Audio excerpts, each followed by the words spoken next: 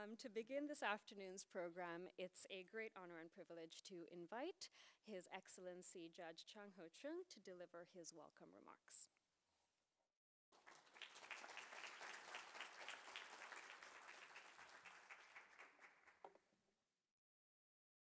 So welcome everyone to the ICC.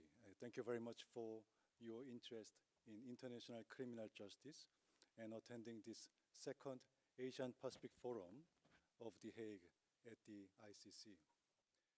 As you may know, Asian Pacific region is still the least represented among state parties of the ICC.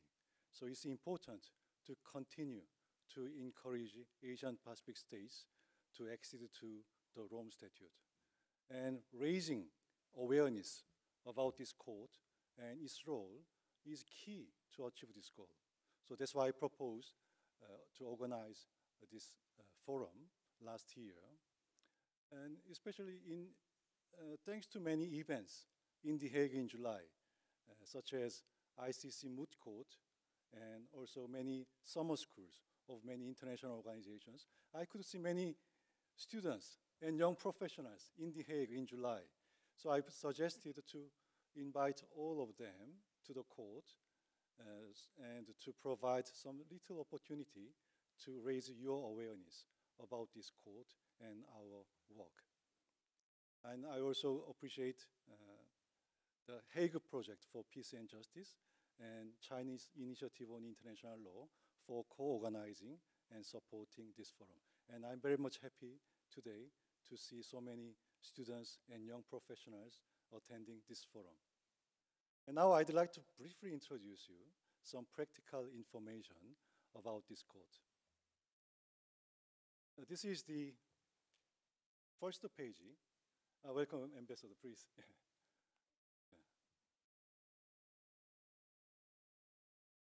Your seat is what? This is the first page of our website, ICC website.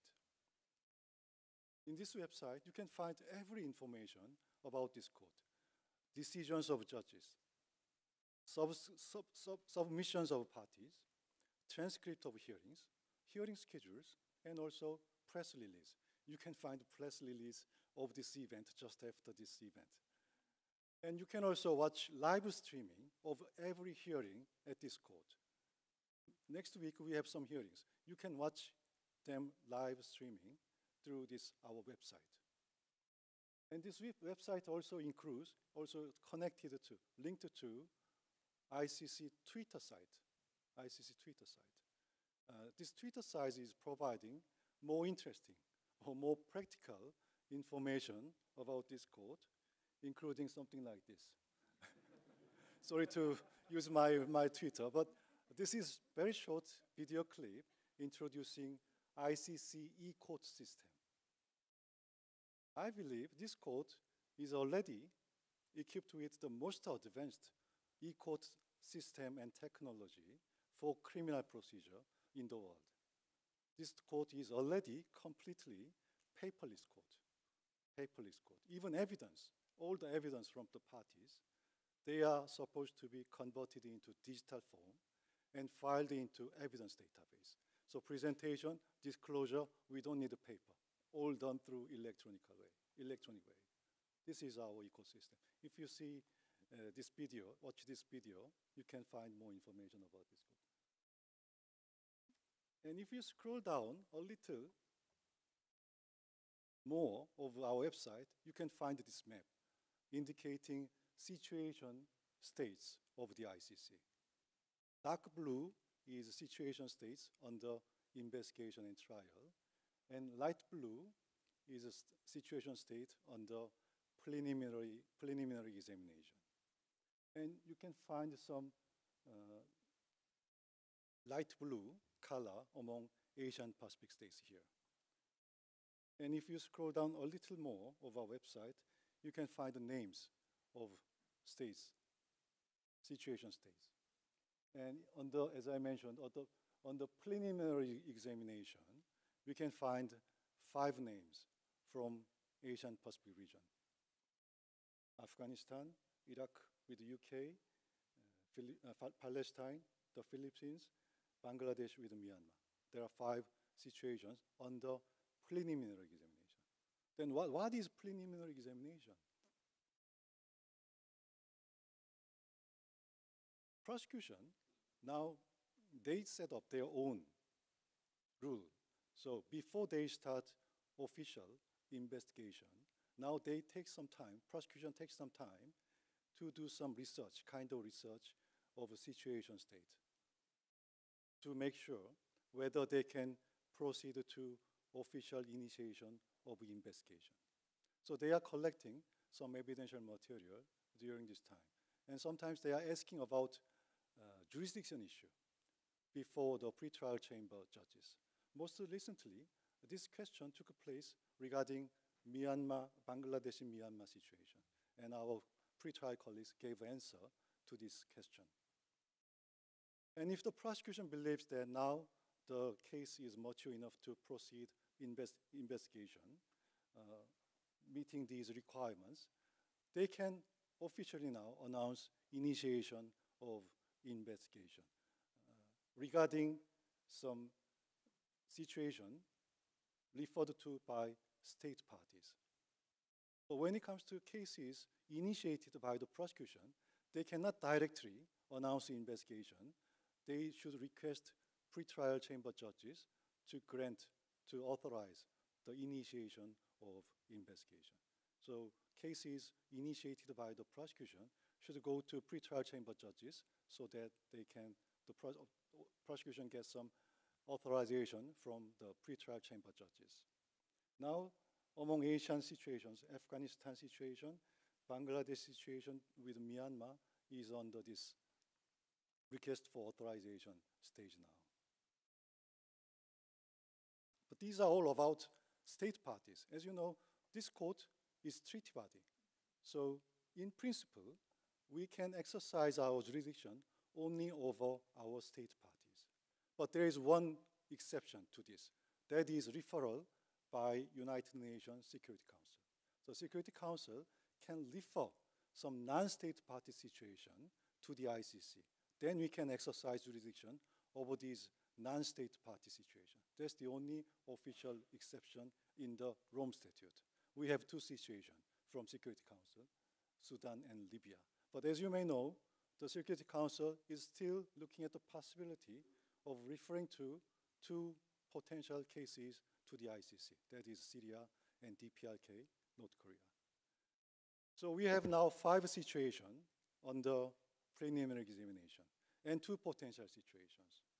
But what I want to emphasize now is that the ICC is never at all targeting any situation state, including these 5 Asian Pacific situation states. We are never targeting any states.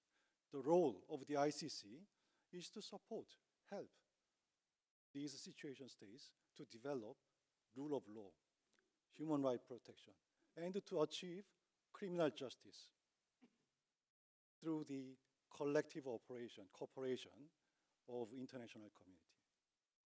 And eventually, most ideally, encouraging all state parties of Asian Pacific region and all states in the world be equipped with their own judicial capacity to conduct investigation and trial on their own. That's the mandate of the ICC, and that's the goal of the principle of complementarity.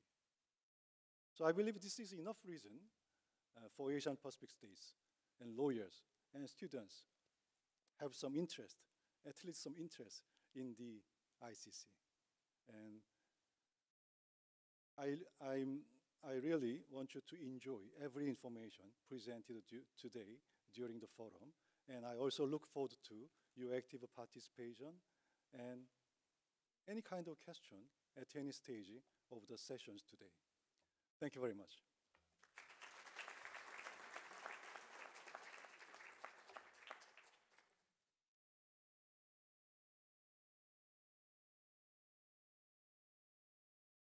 Thank you very much, Judge Chung. I would now like to invite the permanent representative of the Kingdom of the Netherlands to the OPCW and the ICC, His Excellency Ambassador Paul van den Ijssel.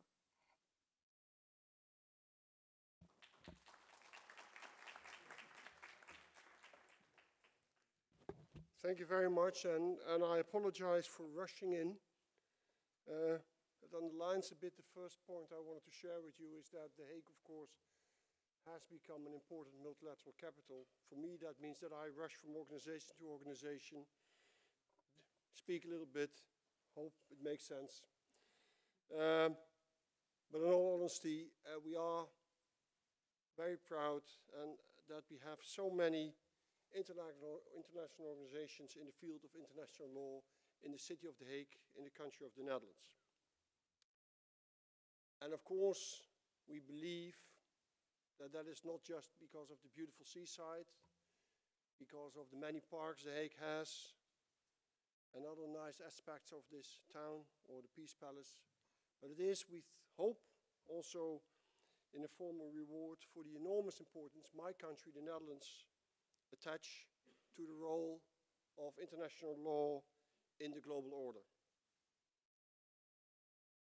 And we do not accept, the country of the Netherlands doesn't accept that a concept as might is right would be the leading organizing principle in international relations. We, and at present time, that is, well, perhaps it's easy to say, but it's not always difficult, it's not always easy to achieve. We believe in a rule-based international order, which is, I think you have already discussed that or heard that, that's not something limited to the Netherlands, which is under threat. International criminal law is an essential element of that order. In 1945, after World War II, we agreed that no one is above the law, and despite the fact that we have different political opinions and interests, there are limits to what persons can do in the name of national interests. As I said, no one is above the law. It is a long way, but I think a very consequent way or straight line, perhaps that's the better way of phrasing it in English, from the Nuremberg trials to the Rome Statute in the second half of the 90s of the last century. As the court of last resort, and I heard already Judge Chang-Ho go into the details, and you will hear many more details, but I'm not the person who's going to share you all the details of the court. Other people are much better suited here. I'm just a diplomat. But as the court of last resort, in my view, the court doesn't only function as a court for the most serious international crimes, if states are not able or willing to prosecute these crimes themselves. The court also serves as a signal, and I hope as a sword of Damocles, reminding all the leaders of the world, present leaders, future leaders, that they are not above the law, that the raison d'etat does not legitimize committing the most horrible crimes we know, the crimes contained in the Rome Statute. And witnessing and listening and hearing sometimes very violent, aggressive attitude to which some leaders approach this court, I think this function of the court has some effect. People apparently are afraid of the court, fear the court, and that's why they attack the court. That's my personal opinion. I hope I'm right. Having said that, of course, and again, it may well be that this has already crossed your path. If not, it will cross your path during the program. That I'm not blind or deaf to the criticism facing the court. Sometimes this criticism is justified.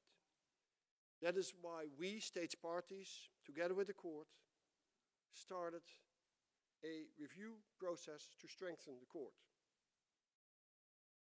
Not, and I would like to stress that, not as a response to these attacks I mentioned earlier, but on the contrary, because we care about the court, we think the court is important, and everything you care about you maintain and make it better.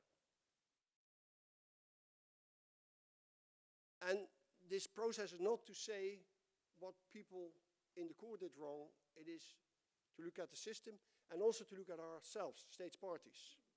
States parties have to look in the mirror as well, and there are a lot of things, and I'm not going to delve into details, which we should improve.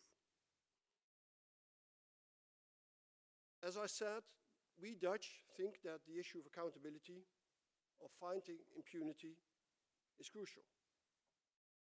We believe that without accountability, a sustainable solution to the conflicts around the world will not be possible. Many people suffer because of these horrible international crimes that have been committed and that are committed. As I said, making clear also to future leaders that they will face accountability may help to prevent these horrible crimes, these horrible deeds from happening. And thereby, and I think we always have to realize ourselves that that is in the end the most important one, and thereby we help to prevent the suffering of many thousands, 10,000, 100,000 of people around the globe, at present and in the future. And as I said, I'm not a protectionist myself. I'm a career diplomat. I did many different things in my life. I'm, by education, a lawyer, but I'm certainly not an international criminal law expert.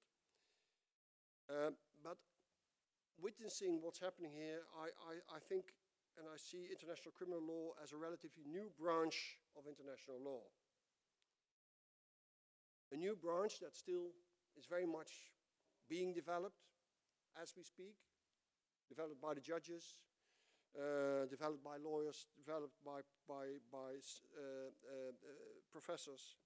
But it is a relatively new branch of international law. And I think a lot of energy, commitment, brains are needed for this development. Not just from the practitioners, but also from students like you, people in universities, studying law, studying international criminal law.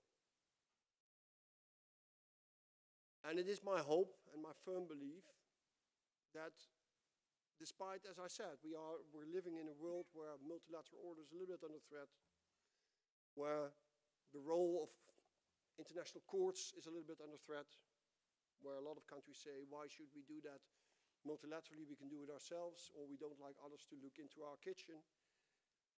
I know I'm speaking a little bit against the tides, but that's why I perhaps have to raise my voice, because I think the message is still important. I think that we have to increase the role of international criminal law, and I think it will expand in the future, and its role in international relations. And it is my hope that some of you here, I don't know all your backgrounds, you're coming from various countries, I don't know exactly where you are as far as your career is concerned. Maybe some of you passed a degree or are about to pass degrees, or will already have entered professional life. I don't know, but I'm all happy that you're here in The Hague.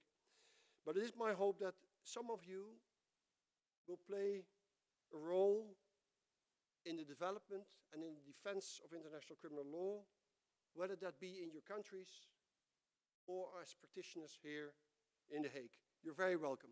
I thank you all.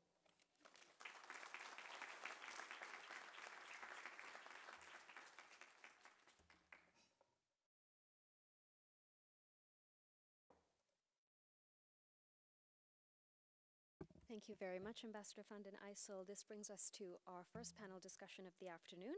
And I'll just remind you that it does include a Q&A session, so if you're watching us online on Facebook Live, you can start sending in your comments and questions as of now. I'd like to invite our moderator, Ambassador Nora Stehauer, who is the former ambassador of the Kingdom of the Netherlands to the international organizations in the Netherlands, to please take the stage with our panelists, Judge Chung, Judge Pangalangan, Judge Akane, Judge Prost, and Director Christian Marr.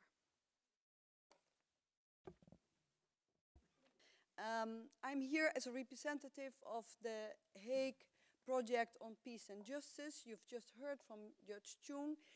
This is a project which was initiated a couple of years ago by the Ministry of Foreign Affairs and the Municipality of The Hague, and it aims to connect people on peace and justice. So, in fact, it is a permanent dialogue on peace and justice with international organizations, with the courts and tribunals, with NGOs, with journalists and others. So I'm very happy to moderate this first panel this afternoon, and I'm the more happy that we have so many judges willing to share their views with us today. So I'll quickly go through them. I have first Jung Chung. Thank you very much for your introduction, Judge Chung. And as you know, Judge Chung was the actor intellectualis of the Asia-Pacific Forum. So all my compliments, Judge Chung. We have Judge Pangalangan there from the Philippines. Very nice, Judge, that you could join us. Judge Kimberly, no, first, sorry, Judge Akane from Japan, who was there also last year. And then we have Judge Kimberly Prost from another part of the continent, Canada. And last but not least, we have Mr. Christian Marr, who is the Director of External Operations of the ICC. Before we start, I would like to give the judges an idea of who you are. I am told there are the Chinese students who were here for the ICC Moot Court under the lead of Michael Liu from the Chinese Initiative on International Law. I already met most of you last Monday. Where are you? Raise hands. Yes, there you are. Good. Then I'm told we have students from Leiden, Rotterdam, and Delft in the room, in the audience. No? No students from? Okay, very good. I see also two faces from Oxford University, so very good that you could join us. And I'm told there are also interns of the ICC. Yes, very good. And so there are a lot of other people in the audience as well. I guess you are students from elsewhere. Is that correct? So worldwide maybe. Now I would like to start with the first question. We will do a first quick round for the judges. As you know, today the theme is the engagement with international justice in the Asia-Pacific states. You know that this is let's say, underrepresented. There are only 18 Asia-Pacific states out of 122 who are state party to the Rome Statute. So given that fact that the states are underrepresented in this International Criminal Institute, and also on the staff level, we will talk about that later. My first question to the judges would be, what can the court do and what can you do yourself to enhance the contribution of international justice to the Asia-Pacific region? And I will start with Judge Chung, and in the meantime, I will go there. Thank you very much, and, Madam. Please, judges, not longer than a couple of minutes. Okay, I will make sure. I already talk a lot, so thank you very much for allowing me this floor again. So I thank you again for this important question, so for the future of this court as well. So, but I'd like to briefly mention about positive complementarity. Positive complementarity. As you may know, the Article 1 of the Rome Statute stresses the principle of complementarity. And thanks to this principle, the court can exercise our jurisdiction only if state parties have difficulties in conducting investigation trial on their own. So from the court point of view, perspective of court, this principle limits the exercise of jurisdiction. But if we see this principle from the perspective of the state parties, this principle requests every state parties to be equipped with their own judicial capacity to conduct investigation and trials on their own. This latter part of this principle is known as positive complementarity. Positive complementarity. So this is not just limiting our jurisdiction, but also to encouraging state parties to have their own capacity for judicial process. That's the principle of complementarity. But this court, until now, our resources have been mainly used for just trial. And not much has been used for this purpose of this positive complementarity. My understanding is that if the prosecution starts investigation, they are checking up whether the state party have some capacity to do investigation of their own. I think that was all done by the court currently. But I believe now is for the judges as well and chambers as well to do some contribution, more active contribution for this purpose of positive complementarity. And if we cannot cover all state parties, we can at least focus on some state parties who respectively referred their own case to the court. We can start with those state parties. So in this regard, I'd like to make two suggestions briefly. First one is this one. The most important value for both national and international criminal procedure is fairness. Right, other important thing as well, but this fairness is always come first. And that's why ICC judges have really worked hard to set a standard for fair trial by rendering our decisions and also by harmonizing our practices. So I believe now judges, ICC judges are also quite well ready, equipped to implement, to promote these standards for fair trial to not only international criminal procedure, but also national criminal procedure.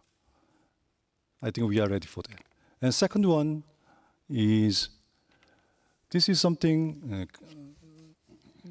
that has not happened at this before, but I'd like to propose the court can create Model National Criminal Procedure Act, Model National Criminal Procedure Act for national crimes, not international crimes, for national crimes, based on Rome Statute, our jurisprudence, and our practices.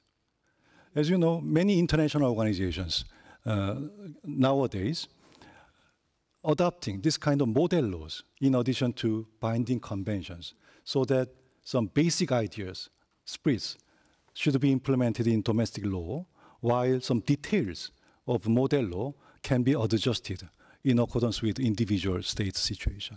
So if we can create this kind of model law of National Criminal Procedure Act, this can be used well to facilitate any revision of state parties, even non-state parties.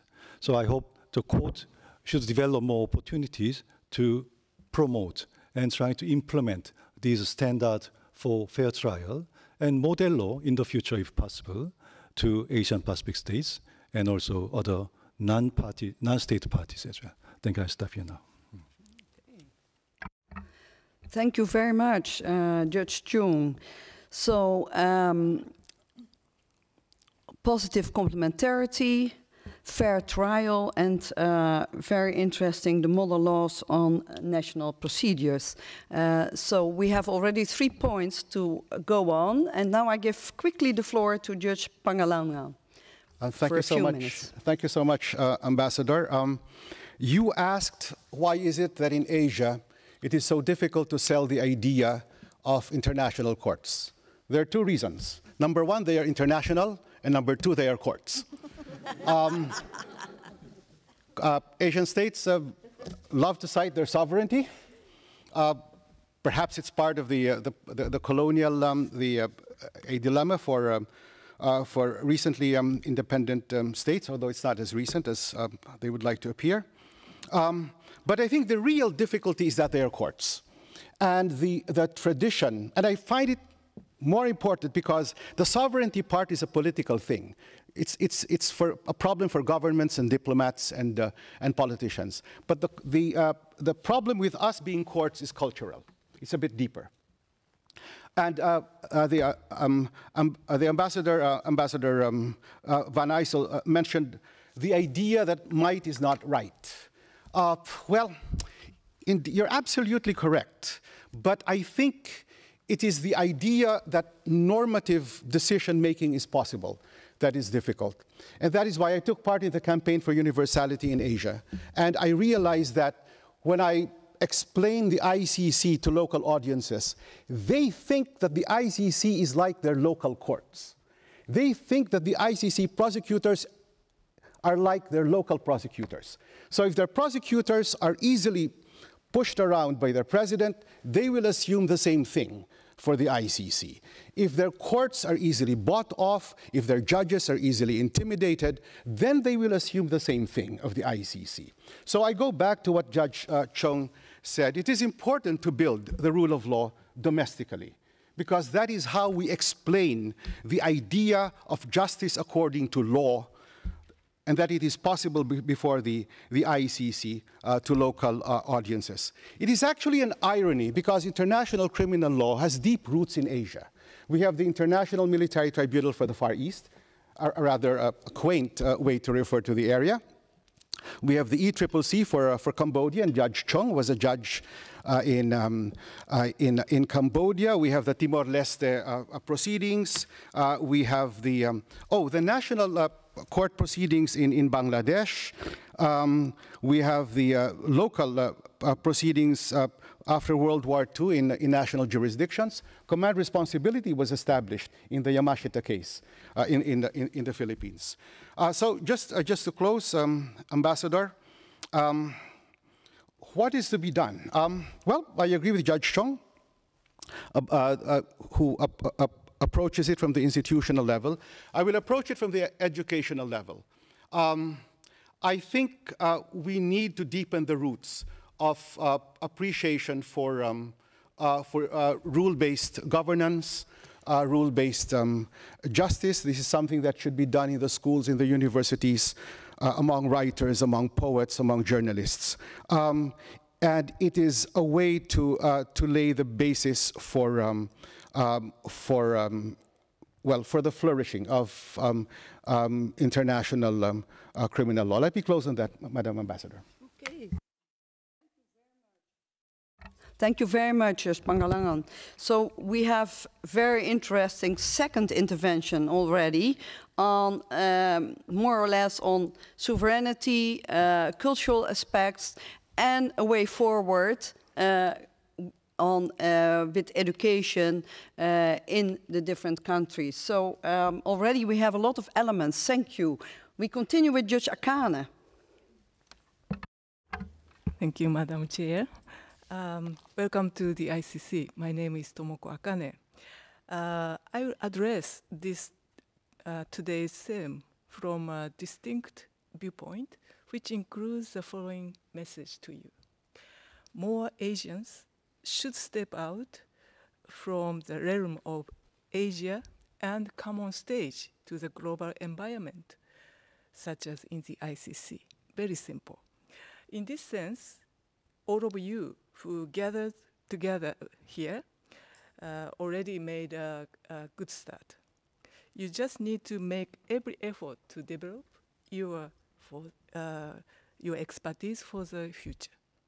In the ICC, as already said, Asia and Pacific states are underrepresented in terms of the number of the state parties and the number of the staff. So it is my sincere hope that it will change in the near future very dramatically. More than a year has passed since I came to the ICC, originally from the prosecution in Japan, a pretrial chamber composed of 3 judges with several legal officers and works as a team, and deals with the issues occurring during the pretrial stage. We are in charge of supervising prosecutors' investigation and the like. Our work includes issuing arrest warrants upon the prosecutor's request, detention matters after the surrender of suspects to the court, and the proceedings and the decision concerning the confirmation of charges.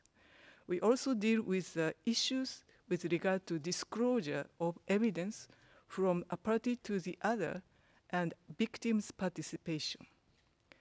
We sometimes face serious issues like conflicting human rights among suspects, victims, and witnesses.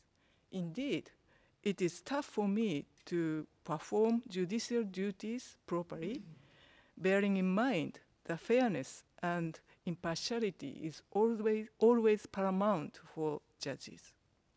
But on the other hand, it gives me a great opportunity to handle such issues by utilizing my practice legal knowledge and expertise accumulated in the domestic criminal justice field back in Japan, where a common law and civil law is well harmonized and applied, just as in the ICC.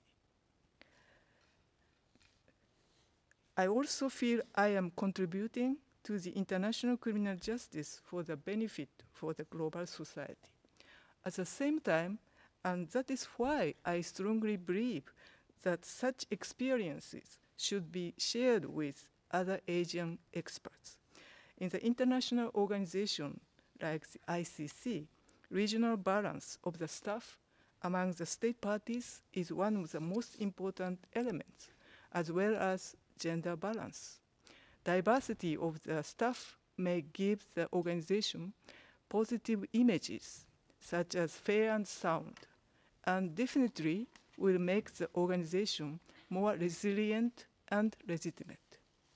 Getting back to the message at the beginning, more Asians should step out from the realm of Asia and come on stage to the global environment such as in the ICC.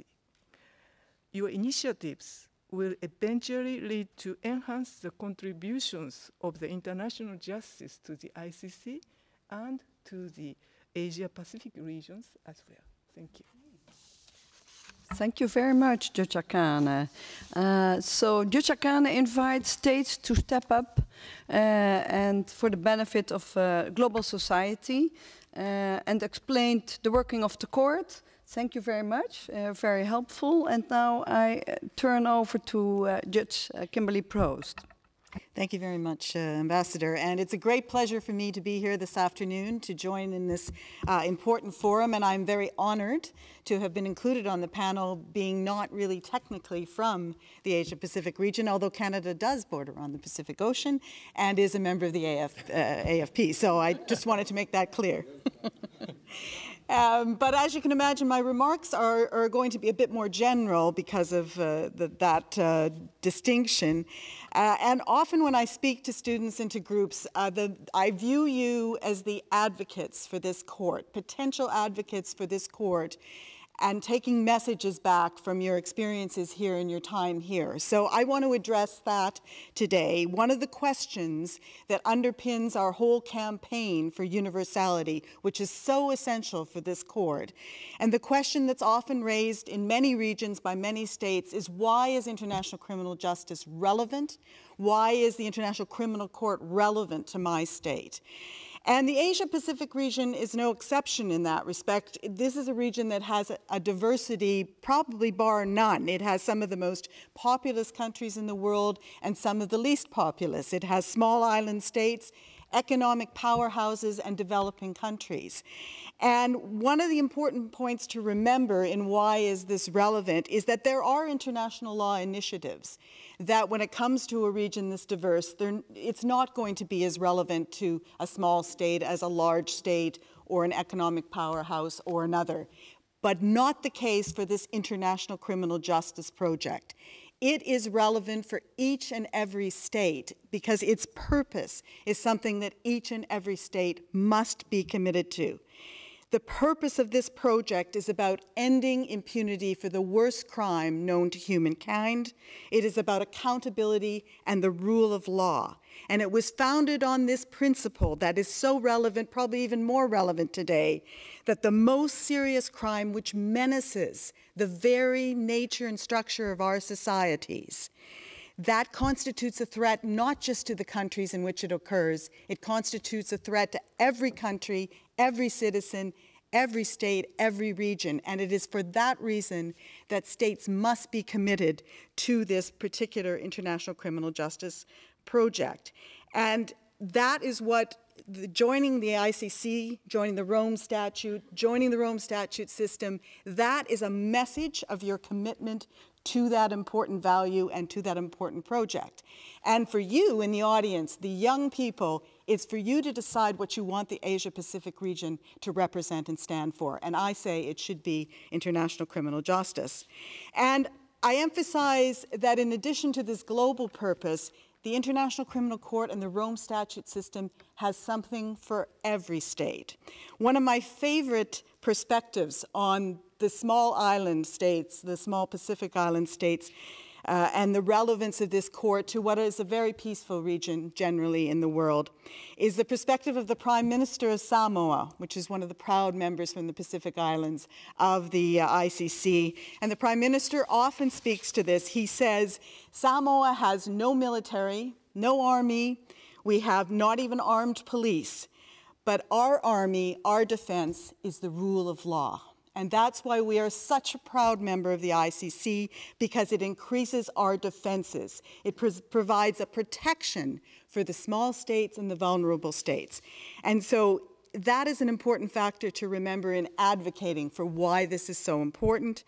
And we can't know the answer to this question, but I wonder if some conflict situations that we have today that are outside the reach of this court, if the crimes committed would have been committed if that country had been a part of the Rome Statute system to begin with. And the other thing to remember is that history teaches us you never know what situation is going to arise in your country. I sat on the Srebrenica trial at the ICTY for 4 years, and I remember a Bosnian witness saying, one day we were neighbors, and the next day we were killing each other. So the lesson of history is that it is important that the frameworks for justice, what the other judges were speaking to, national capacity, that comes with joining the statute, are in place before something happens. And finally, to the large states. We have a few of those who talk about this court. We have a few in the region who talk about this court. And you hear the message, we are a sovereign state, we have a functioning judicial system, and we have no need for the International Criminal Court. Well, that point of view totally misunderstands the whole purpose of the Rome Statute, because the vast majority of states who are parties to the Rome Statute have no need for the ICC per se. But what they focus on and why they're members is because you don't join a super court, you join the Rome Statute system, what everyone has mentioned, the system of complementarity. It was a system designed to force states, motivate states, get states to take up their responsibility and exercise their right to investigate and prosecute these crimes. And so when you join the statute, you say confidently, my system can deal with these crimes, and you're signaling your commitment to preventing and dealing with international crime. And also, though, most importantly, you're saying that you join because you want to support those states that do not have the capacity and the ability to prosecute these crimes. And so you are signaling in both ways. And that is an argument that I hope all of you will take back to your various countries as to why states should join the Rome Statute. I'm going to stop there, but I look forward to discussing these various issues. Thank you very much, Judge Prost, and thank you for your warm plea why states should become a state party to the Rome Statute. I think a lot of arguments have been showed by you, and I hope that you take them back home. Maybe we can come back on them a bit later. First of all, I would now like to give the floor to Mr. Christian Maar, please. Thank you very much. In the next 5 minutes or so, I'd like to do three things. One is to convince you that we certainly need more states, particularly from Asia Pacific, to join the Rome Statute. We also, secondly, we need more of you, more Asian Pacific staff members in the court. And finally, I'd like to talk about opportunities that exist for those of you that are interested in the court.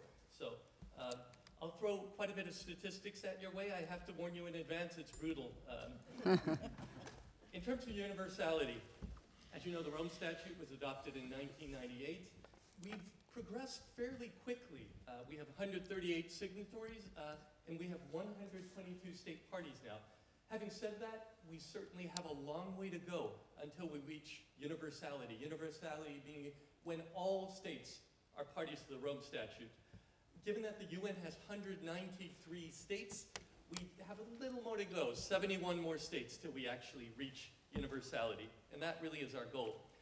The magic number, you've heard it before, is 18.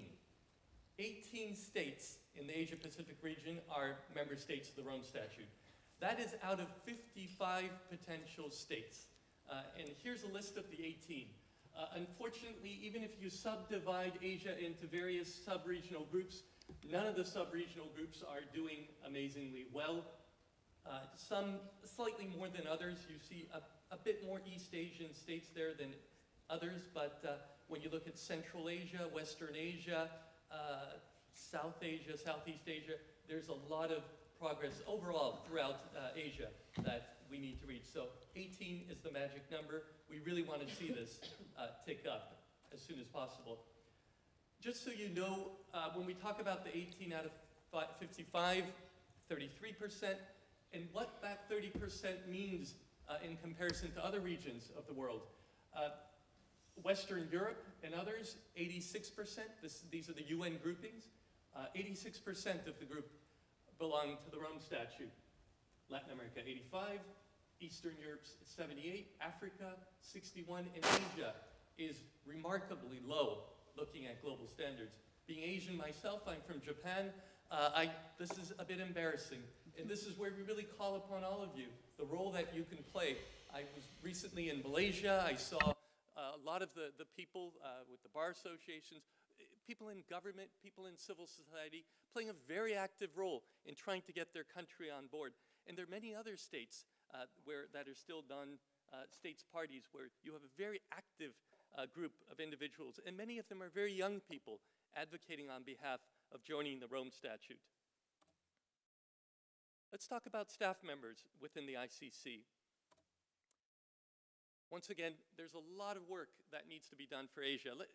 You'll see two lines for each of the regional groupings here, red and blue. Red being the target, the ideal number that we achieve, that we hope to aim for. This has a lot to do with the number of states on board, the amount of money that's contributed by states. If you look at Western Europe, the blue is above the red. So it clearly means there are more staff members than we are aiming for. So is Africa. But there are two that really stand, Eastern Europe being pretty much generally on par. GRULAG, this is the group for the Caribbean and Latin America. The red is much higher than the blue, and equally high is Asian. If you break that down, the exact number as the target that we should be having, the ideal number for Asia-Pacific staff members is 17.75. In reality, we have 6.62. So we're only about a third of where we should be. And when you break that down by different organs of the court, you see, once again, there's variance, but starting with the judiciary, unfortunately, we have 0% at the moment. OTP, 6.48, and the registry at 8%. But once again, we are still much lower than the target numbers. So there's a lot that needs to be done on this front. So what are specific measures we're taking as a court to try to improve these numbers in terms of staff representation? And before I go any further, I think I'd be remiss if I didn't point out, maybe David Flaherty, maybe you can stand up. He's a very important person to know. He's representing human resources. So any of you during the reception, if you're interested, please speak with David. He will tell you how you can join the court. He knows all the ropes. Various measures. We've we're very cognizant of the fact that we do not have an ideal number of Asians represented within the court is not just bad from a statistical standpoint, it's bad from the standpoint of legitimacy. If we truly are representative of the international community, our staff members also need to reflect the world, and we're not there yet. So we're going on a fairly aggressive campaign to try to encourage more Asians to join the court. One of the steps we are taking is we're using social media, we're using LinkedIn, we're using this is hopefully a lot of you are tuning in from Facebook Live. These are different approaches we've taken. Visiting professionals, these are programs for people who are already out of university working in their field, but are interested in working for the ICC. We have means of having people work for a certain period of time, starting with as brief as a month up until 6 months to work with the court.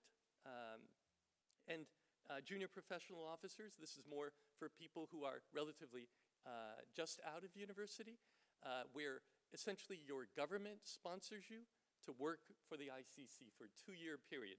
And after that, depending on how well you perform, you have the possibility of joining the court. There are 2 Asian states that have made the JPO program available, which is the Republic of Korea and Japan. So right now, this is open to only nationals of those 2 countries. There are also a number of different customized pilot projects. You're seeing this event. This is one, which would fall under that rubric. We're actively taking part in job fairs that target Asia-Pacific region. And also, we are in the process of starting out pilot projects with a number of Asian universities that ensures that more students are made aware of the existence of the court and special ways in which to prioritize applicants for the internship program through these memorandum of understanding that we are in the process of negotiating with initially with a limited number of universities in Asia. And really just to flag the fact that we are also looking internally that when we are hiring or promoting individuals within the court, that geographical representation is one of the factors that we look at. The magic number here is 15 out of 18. We spoke earlier about 18 states being parties, Asian states being parties to the Rome Statute. In fact, only 3 are in the ideal number of staff members based on the funding they provide to the court. 15 are either unrepresented or underrepresented. So once again, if you're from any of these 15 states, you should definitely consider the court. Particularly, you see the numbers. Japan, -33 from the ideal number. Korea, -10. Bangladesh, -3. Cambodia, -2. This is us sort of screaming out to you, nationals of these countries, to please consider the court. And I'd be remiss if I also didn't indicate that gender is also a very important factor in the recruiting practices of the court. While we do, percentage-wise, have about a 52 to 48%, with 52 being the percentage of men. Sorry. The numbers look good, but when you look at the substance, unfortunately, the higher echelon is very much male-dominated still, and you see sort of a much more of a pyramid as opposed to an the reverse pyramid scheme that we have for women. So essentially, there is a clear interest in getting more women, particularly at the more senior ranks of the organization. 1 or 2 last points that I'd like to flag here. As much as you think of the court, you think of lawyers.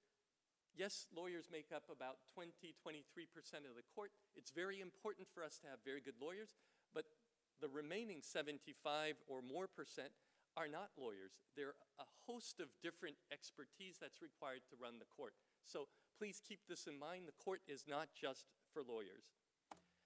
And I'd like to end by just showing you this chart, which is really about the internship program.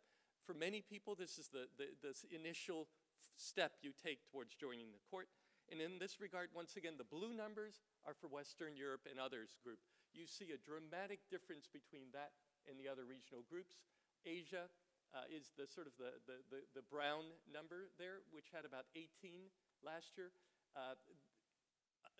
This is where I believe you could also make a direct impact. Please apply, and this is not just about the internship program as well, but for the entire application procedure.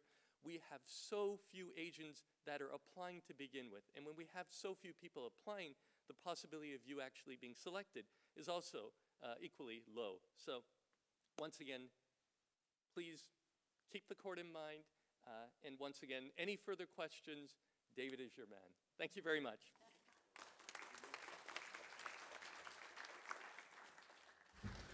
Thank you very much, Mr. Maar, for your clear overview. So we have spoken about the underrepresentation of staff in the ICC, about the underrepresentation of states to the Rome Statute. You have heard the judges giving all kinds of ideas what states can do. And now, before I give the floor for a couple of questions, I would like to invite the judges, whoever wants to respond, to say something about what this young audience can do to make the Asia-Pacific region more engaged in international criminal law. What can they do? What can the youngsters do who are watching us through live stream? Who can I give the floor?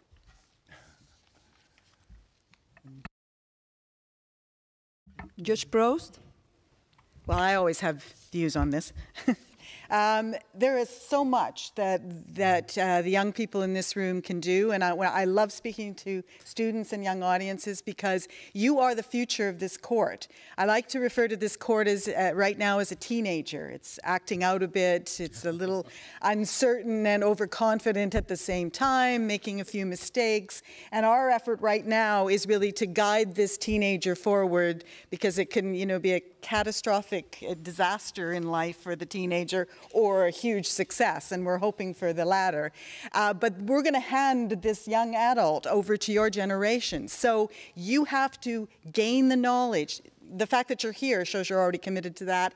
You have to be the ones who advocate, as I said, about membership in the Rome Statute. You have to be the ones that will steer this court forward. So doing the things you're doing, studying in international criminal justice, competing in the moot court. That is fantastic that we have the moot court, and I was present to open the moot court earlier, the one that was held earlier in the year, and it was fantastic to see students from all over the world. These are the things you can do. Come to the court, internship programs, so that you can then take the message back. So I have an array of ideas, so I'll stop there because I go on and on, but there we are. Thank you very much, Judge Prost. Would you like to add? Okay. Thank you very much. So I will make this very briefly now, because this court is criminal court, so we are chasing individual criminal responsibility. But as you may know, there is another, some international court existing in many parts of the world. Especially, you may heard about Human Rights Court, European Court of Human Rights, African Court of Human Rights. These human rights court is also doing great role for the development of rule of law and human rights protection. If something cannot be done enough in the national systems, these regional courts take some role to take care of this human rights violation of the region. It seems that there is no any connection between the ICC dealing with the criminal case and regional court dealing with the human rights violation. But we can cooperate each other well because human rights violation does not always reach at international crime level, which requires a very high standard. So many human rights violations cannot be handled by the ICC. They can be more effectively dealt with by regional human rights court. That's why I believe this cooperation between this court and regional human rights court could be very much productive for the protection of human rights. And that's why I have emphasized that establishment of this kind of court in the region of Asian Pacific is important. I have emphasized every time whenever I have this kind of opportunity, so that you, young generation of Asian Pacific region, also feel such a necessity of importance of this court. And you may do some role for the establishment of this kind of regional court for human rights issues. And maybe in the future we can meet again at the conference room of the Asian Pacific Court of Human Rights. Thank you. Thank you very much, Judge Chung. That is a very, very nice suggestion. Yes, let's work on that. Now, I would like, because we still have, I'm looking to the organizers, 10 minutes? Yeah, okay. So I would like to open the floor for questions, either from the audience or from Facebook. Yes, please. Can you say before who you are and what your question is?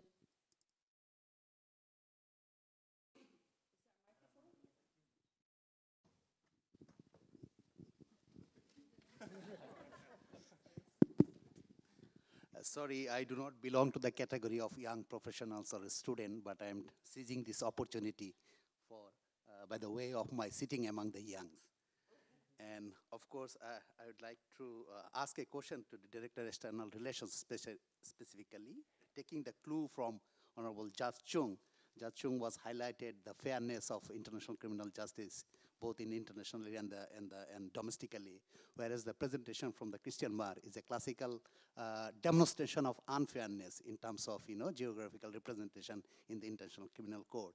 Having that unfairness in your screen in terms of graphs and statistics, how do we expect that those states which are not still states parties will be motivated or be eager to join the Rome Statute?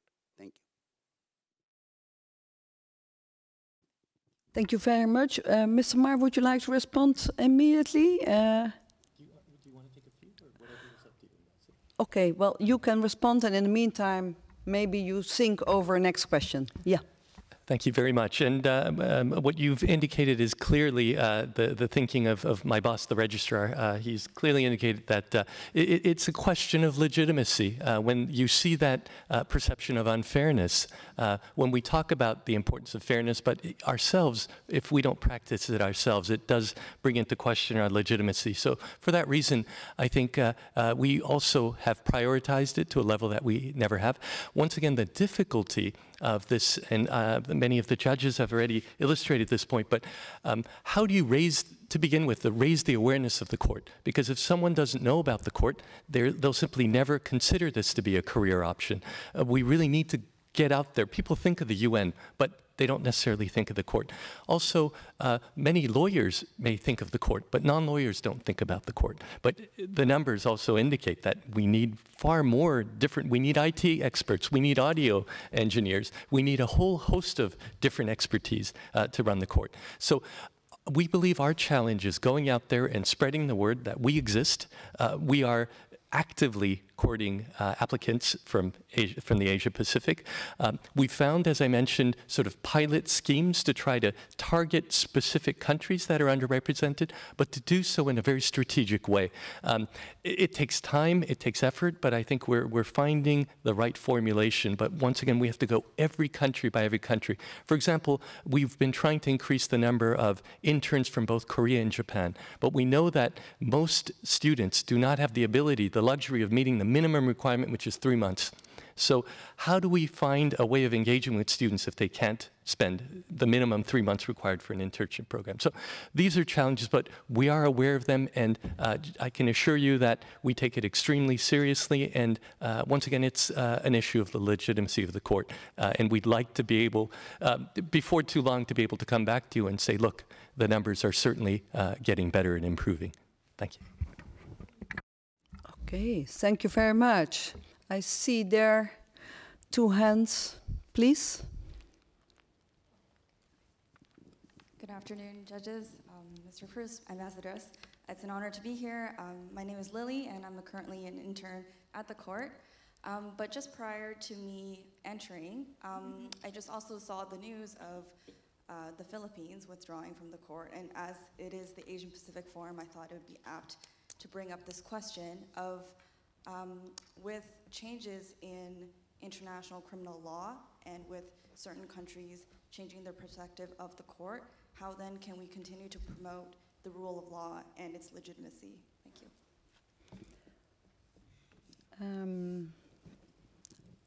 Okay, and I saw another one. Yes, please. Would you like to take it to the spokesman? Hi, my name is Jingmin. Thank you for your sharings. They were really enlightening. I'm interning at the residual mechanism. And my question is kind of related, and it's directed towards all the judges. It's more of an academic one. So besides the question of legitimacy and representation, which is more of a practical question, there's also the academic criticism of the international law project in general. Third world approaches to international law criticizes the project of international law as one that perpetuates imperialist structures. And we can see this not only in international criminal law, but other international law structures as well. For example, the principle of complementarity and its state-centric approach encourages impunity, which does affect countries in the global south. Philippines is an example. So I was just wondering, as judges and as when you're applying the law, if you are cognizant of these criticisms and what you think can be done to address or respond to them. Thank you. Thank you very much. First of all, we have the question of the Philippines. We have also here in the room with us the spokesman of the court, the ICC court. As you know, judges can never go into a case. They explain the working and the mandate of the court. So maybe the spokesman would like to say something. But I think your question has something, an element that goes even further than that, which is if there is a shift in the political environment that is going against the project of international law, as your colleague has said, then how can we still work to promote that? And actually, I think it's quite the opposite. It's because there is more and more resistance to this idea, then we need to work even further.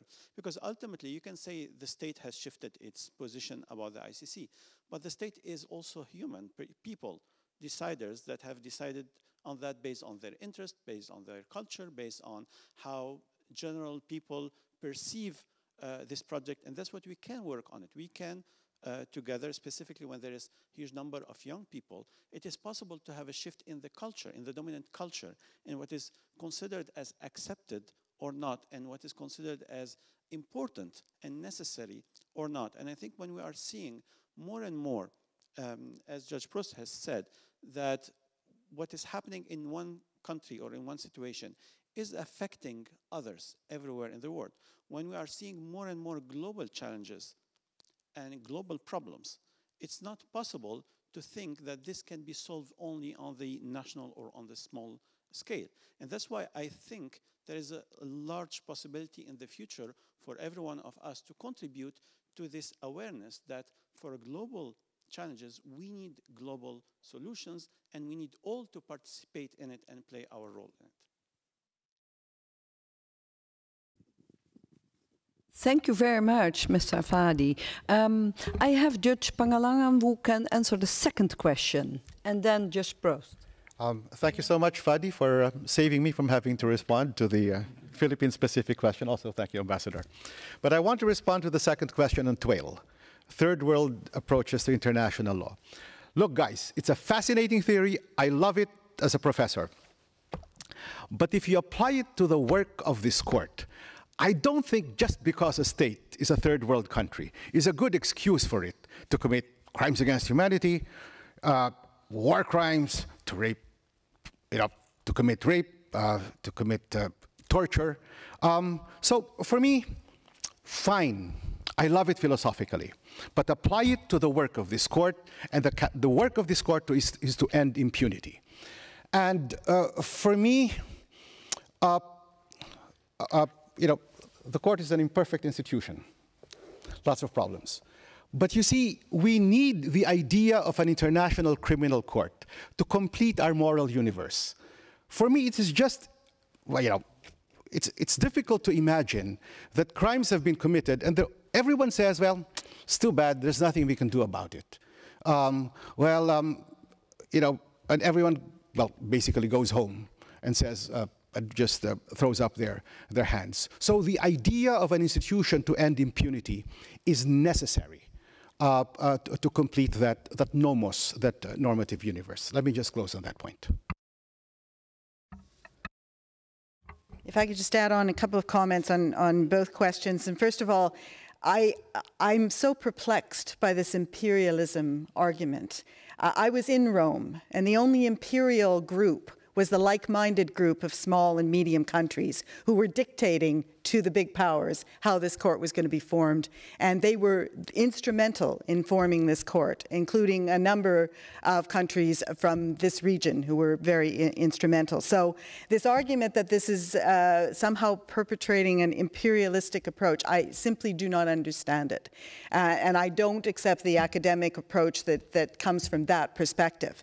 Academic criticism generally, of course, it is something the court should have regard to, should listen to, should take into account, but ultimately we make our decisions as appropriate on the law. But academic criticism is nothing to be defensive about, nothing to be concerned about. It's a part of a healthy court system. So, I think that those 2 points, it depends on the perspective in which it's being used, but the imperialism argument I simply don't accept. And I did want to make a comment on your latter general point about, the changing attitudes.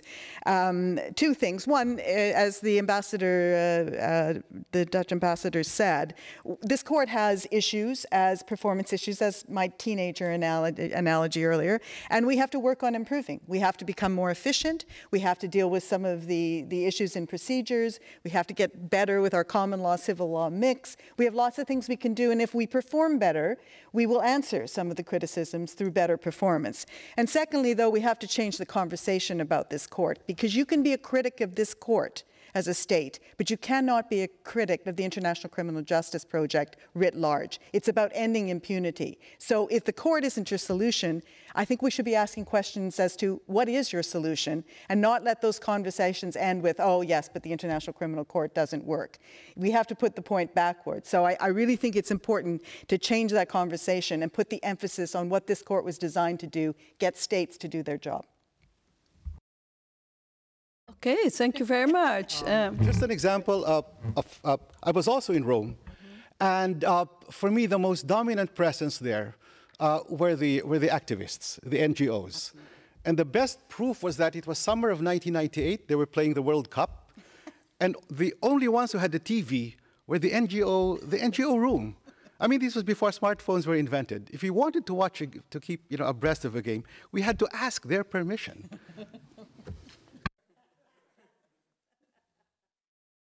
Very much. So thank you both for answering this important last question. Even if you criticize the court, do not criticize international criminal law and the principles behind that court, behind what is it all based on.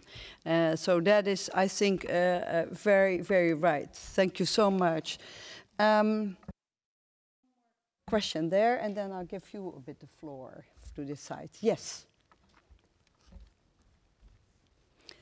Thank you very much. Hi, Philip. I also was an intern at this court. I have a question for all judges, but this comes from what Judge Chung just said in terms of the positive complementarity.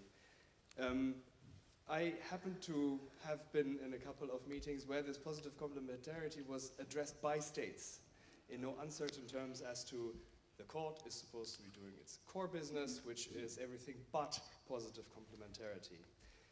Now, they then also said, because we, the states, take care of positive complementarity because that's written in the statute. Now, that hasn't happened either. Now, my question is whether you think, as the next generation judges, so to speak, whether it is time to have sort of an incremental approach to positive complementarity, to say, dear states, we have now learned, we're more knowledgeable than we may have been in 2005 or 2010, and therefore now there should actually be maybe a residual function where states allow, be that the judges or be that court staff, to actually educate. I'll give you an example. Take the whatever victim inclusive approach in Latin American countries, where sort of a victim application system is being thought up, and the ICC has to stand and watch because we're not allowed to engage in positive complementarity. I could go on with other examples, Nigeria being one. Do you think that an incremental approach would be something to bring states back on the negotiating table and say, is that not something you want to subscribe to? Okay. Luckily, Ambassador van Ijssel has gone. Okay, thank you very much. Can I please give the floor to the judges? Okay, thank you very much. So this is still, as I mentioned, this is still very early stage at discussion at this court. So we do not know much about the details of this positive complementarity. That's why many people are trying to develop some ideas for the future of this court. But I think still it's very much open to any kind of ideas, suggestions, which as long as they can be acceptable by any stakeholders, including state parties and the court. And even sometimes we can think about something, if we can do more important, more broader role from this court, we may think about even amending the Rome Statute, so to accommodate more cases, or if possible, we send some cases to the state parties. I think anything is possible based on the resources and capacities of the court side. So I cannot give some specific answer, which is good, which is desirable. But what I want to say is that this is still early stage, and based on our given resources, we can develop any ideas possible for the future of this court. I step here now. Thank you very much. Would you like to add? Yeah. Since I am working for the pretrial chamber, so usually our work cannot be visible from the outside court. And we are dealing with a lot of things in the preliminary stage and also dormant stage sometimes. And we try to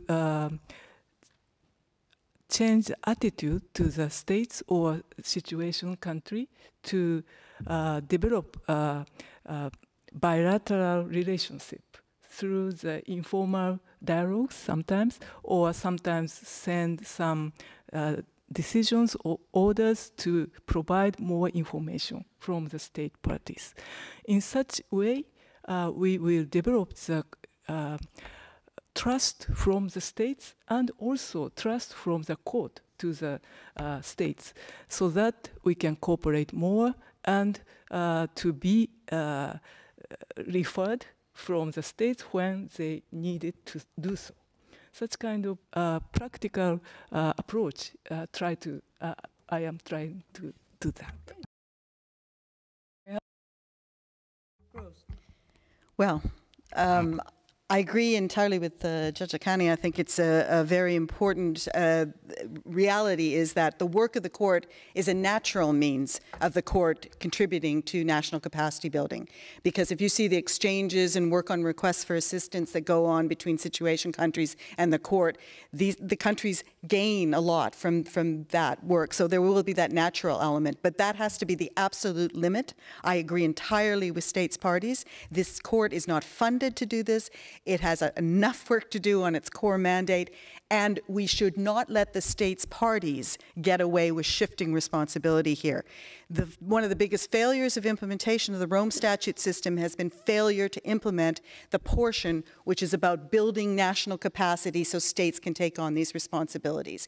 And I say, where is the effort that the states parties committed to at Kampala to do a matching exercise of needs with assistance? Where has that gone? Nowhere. Where is the United Nations Office on Drugs and Crime, my my old office. They have a huge program on terrorism. They have no program on international criminal justice. Why not? It's a crime problem. So the international community writ large needs to take on building national capacity. But the court, we've got enough business. Yeah. Now, thank you so much. I think I should close down, yes, I should close down this session. I think we had a very nice discussion talking about the fact that education is needed. There's sometimes a wrong perception of what the statute is, what the court is doing. The fact that you're all here is very positive. Judge Pangalangan especially emphasized this idea of education. So I'm very happy that we could do that today in the sense that we had this open discussion with you. I think also the fact that we were talking about states setting up national capacity, build up the rule of law domestically, the whole notion of positive complementarity, I think, was very interesting. And then, I mean, you can also start building up regional capacity in the sense of regional courts, as Judge Chung has indicated. And I think it's very true that we need to build up trust and knowledge about this court. You also, Judge Prost, had a very passionate plea about that. And I would like to thank all the judges for their time. Thank you so much. And also, Mr. Maar, for your interesting introduction. I would close down this session and invite the next speaker to come to the stage. Thank you so much. Thank you so much to Ambassador Stehauer and the first panel for that really fantastic, very frank and insightful discussion. And thank you to all of you for your questions and comments. We are now going to move into the second half of our program. And that half is going to focus more specifically on victims' perspectives and demands for justice. We're going to begin first, before the panel discussion, with a short video from the Trust Fund for Victims. And after that, I'm going to invite Ambassador Sheikh Mohammed Bilal, who is the member of the Board of Directors of the Trust Fund for Victims and, of course, Ambassador of the People's Republic of Bangladesh to the Kingdom of the Netherlands. But first, we will watch the video.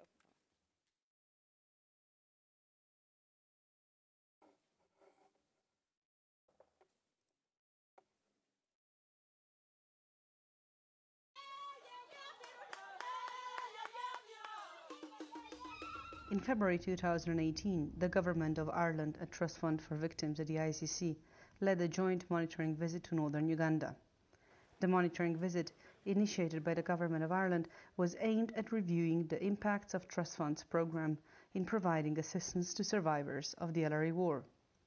Our ambition for the visit, of course, is that we will not only increase support for the Trust Fund for Victims, and that's there's a number of members of the ICC who are here and already providing financial support, and we hope that they'll increase it, but also some other member states who are not yet providing assistance, but that hopefully they'll be motivated to do so when they have had this opportunity to see the real impact that it has on people's lives on the ground. In Uganda, Trust Fund for Victims has been implementing an assistance program since 2008, providing medical and psychological rehabilitations and livelihood support across 18 districts, impacting lives of over 245,000 people. I lost my leg when I was with my friends when we went to the bush hunting for birds. 3 of Simon's friends died that day in 2003.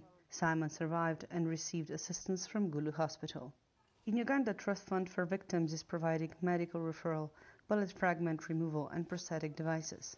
One of the Trust Fund's partners is AFSI, which is providing artificial limbs in partnership with Gulu Hospital.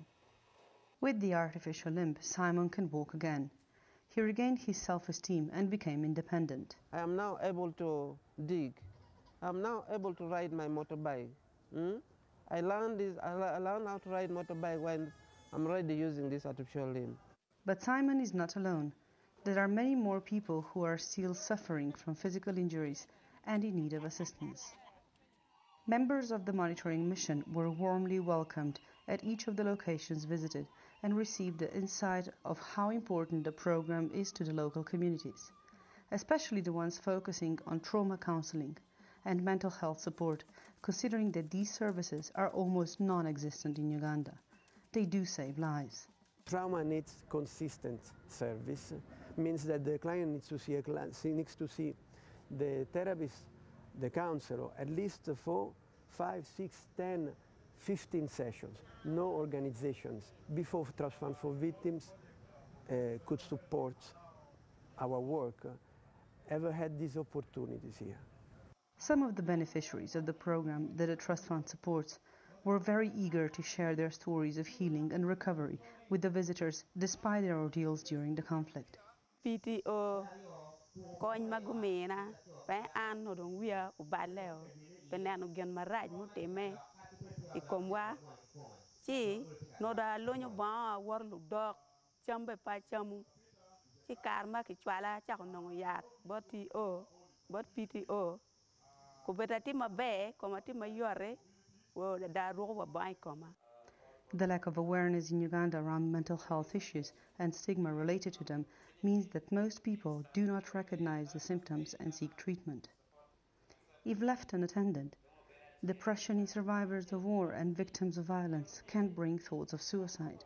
Those thoughts that I had, I have no option to live because I have no reason to live.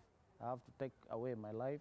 But when I came to the counselors, I knew that it's not about my disability. I still have ability to do other things apart from what I was doing. In 2010, people found it quite difficult to talk about their problems and what they had experienced. They were quite closed about problems they had encountered, especially in psychological level. You can see now that they're quite open, even in front of their own communities, which I think is really due to the psychosomatic counseling they've had for themselves, but also for their families. I must admit that the impact of the Trust Fund for Victims compared to what we had then is enormous.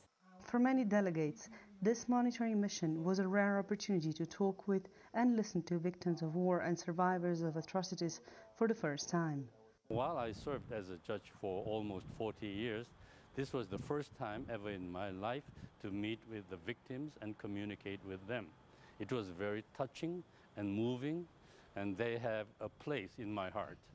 I have been arguing that the sustainable peace is not possible without justice. But having participated in this program, I now have a firm belief that such a sustainable and long-lasting peace is only possible through this kind of a restorative, reparative justice like what the Trust Fund for Victims is now implementing. I'm very grateful to the initiative of the Government of Ireland to expand their monitoring mission to include 9 other states parties, as well as the President of the Assembly of States Parties and the Ugandan ambassador to the Netherlands to be part of this mission, because they were able to see and hear with their own eyes and with their own ears how the programs are impacting on the lives of victim beneficiaries, their families, and their communities. Recovery stories like Simon, Esther, and Stevens are many. Some of the people have not yet gotten the rehabilitation assistance they need. For some, there might still be time. This is why the implementing partners and victims of the conflict appeal for further help. We used to provide 300 beneficiaries annually with the rehabilitation, but because of high demand, our intake has gone up to 400 beneficiaries. And all this calls for money and continuity of the support. Nous voulons lancer un vibrant appel aux États partis, aux donateurs, aux partenaires techniques et financiers de tout continent et de tous ordres, vraiment pour apporter leur soutien à ce centre qui est en train de donner non seulement l'espoir de vivre à ses victimes, mais aussi la dignité. Thank you so much.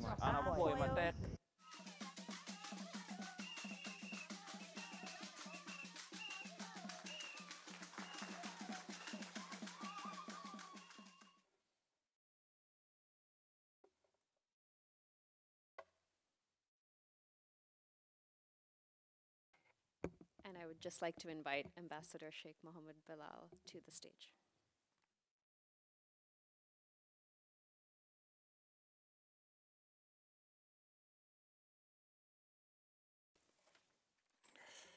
Excellencies, distinguished judges, distinguished panelists, my dear participating students and young professionals from the Asia-Pacific region and other parts of the region.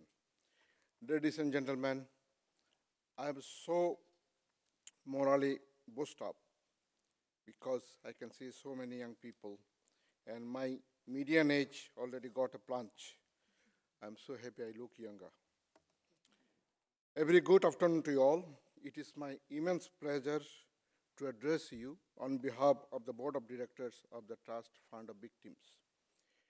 Let me begin by thanking the International Criminal Court and the Hague Project and the Chinese Initiative on International Law for their organizing the second Asia-Pacific Forum of the Hague for the students and young professionals from the Asia-Pacific region. I'll come back to the Asia-Pacific region after I attend to my prime duty of updating you on the activities of the Trust Fund, some of which you have seen a little glimpse of that in the video. Dear participants, you all know that the International Criminal Court has a unique feature of rendering both reparative alongside the retributive justice. For the first time, it has been recognized that justice is not only about punishing perpetrators, but also restoring dignity to the victims of the gravest crimes. I believe that by rendering reparative as well as retributive justice, the ICC contributes in the restoration of the social order and harmony as well as in the healing of individual victims. The Trust Fund for Victims has dual mandates. Number one, implementing court-ordered reparation awards for victims of crimes in relation to victims before the ICC. Number two, providing assistance for victims separate from and prior to a conviction by the court. This comes in the forms of physical rehabilitation, psychological rehabilitation, and socio-economic support. The total number of beneficiaries of assistance programs in northern Uganda and eastern DRC has amounted to more than 400,000. The Trust Fund has started the new 5-year program cycle in Uganda earlier this year, and in the DRC before the end of the year. New assistance programs are in the development stage in Côte d'Ivoire and in the Central African Republic, and hopefully can be implemented at the end of this year. Under the reparations mandate, the Trust Fund continues its engagement this year in implementing reparation orders in 3 cases, Lubanga and Katanga in DRC, Al-Mahdi in Mali. Dear participants, at the institutional level, the Trust Fund is facing 2 major challenges: implementation capacity and financial resources. Both relate to the Trust Fund's responsiveness to its mandates. For the last few years, and particularly during this 1 year, the Secretariat's staff has been stressed to cope with increasing workload both in The Hague and in the fields. The trust funds rely on voluntary contribution to render its mandate. In the year 2018, the trust fund received over 4 million euros, an increase of 30% from 2017. I would like to thank all the donors for their generous contribution and commitment to the trust fund, and invite new donors to join them. The total amount received from voluntary contribution is 100% allocated to implement both reparations and assistance programs and to benefit victims, families, and their communities. Even with generous support, the fund's available resources are far from being enough to do our job. The 3 reparations orders, where the convicted persons were found indigent, totaling close to 15 million US dollars. As you could well see, the gap between our need and the endowment we have is hard to bridge unless you make it a mission of your own. Please use your social media, Facebook, Twitter, Instagram, whatever you can, to appeal to the humanity to provide political and financial resources it needed for the victims. Partner with us to help address the harms faced by the victims as well as to help survivors build their life. For your next birthday, urge your friends and family to donate to the trust fund. If possible, and thereby making your birthday a small step towards humanity's goal for a world free from the pain and agony of victims. And for the grown-ups like us, let us make a habit of donating to the trust fund as often as we could. I assure you, it will help you to slash your medical bill, because giving is always the healthiest habit one could aspire to practice as often as you could. More than money, ladies and gentlemen, we need your voice, active support to bring justice to the victims of most serious crimes known to the mankind, and thereby making justice a meaningful reality. Allow me now to share some thoughts on the ICC and the Asia Pacific. At this stage, I cannot say and tell you that I'm talking as a member of the board only, because I have other capacity. I come from the Asia Pacific region, so please bear with me. Sadly, as you have heard, the Asia Pacific region is very underrepresented in the ICC, with only 18 states are party to the Rome Statute. I know with developments like that of Malaysia, the Philippines, or United States reaction to Afghanistan, or United States and China trade war, all are symptoms of a global legal system where ICC can be seen as terminally ill. I humbly disagree. Why? In the year 1000, the most successful, the most flourishing, and the most dynamic societies in the world were Asian. Europe was still struggling out of the Middle Ages, and North America hadn't been even discovered. 1,000 years later, you get the exact reverse of that. The most dynamic and flourishing societies are in the North America. Europe is one tier below. Asia is far behind. But now, it is almost a consensus that the size of the economies of Asia will surpass that of the West by 2050. How will the East manage this change? And perhaps more important, how will the West react to it? Let me give you a clue. Malaysia's decision to withdraw from the Rome Statute of the International Criminal Court has been a disappointing move. After only a month of signing the accession instrument, on 5th of April 2019, Malaysian Prime Minister Tun Dr. Mahathir Mohamad announced Malaysia's withdrawal from the Rome Statute after the government fell prey to political confusion and criticism. In his words, I quote, "We are withdrawing not because we think that the Rome Statute is bad for us, but because of the political confusion that has been created," unquote. So it is only a matter of confusion and some mystery that you need to address. But this mystery, confusion, also has a lot to do from what we do in this organization and others. With India and China dominating the next century, it is in their own best interest to work out a rule-based order.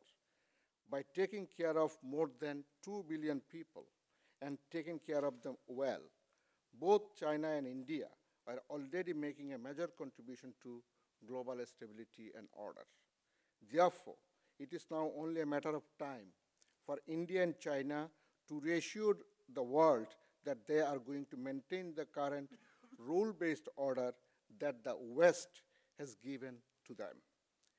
It would be wise for China and India to strengthen the World Trade Organization, United Nations, International Monetary Fund, and the World Bank, but that will require that the West gives up control.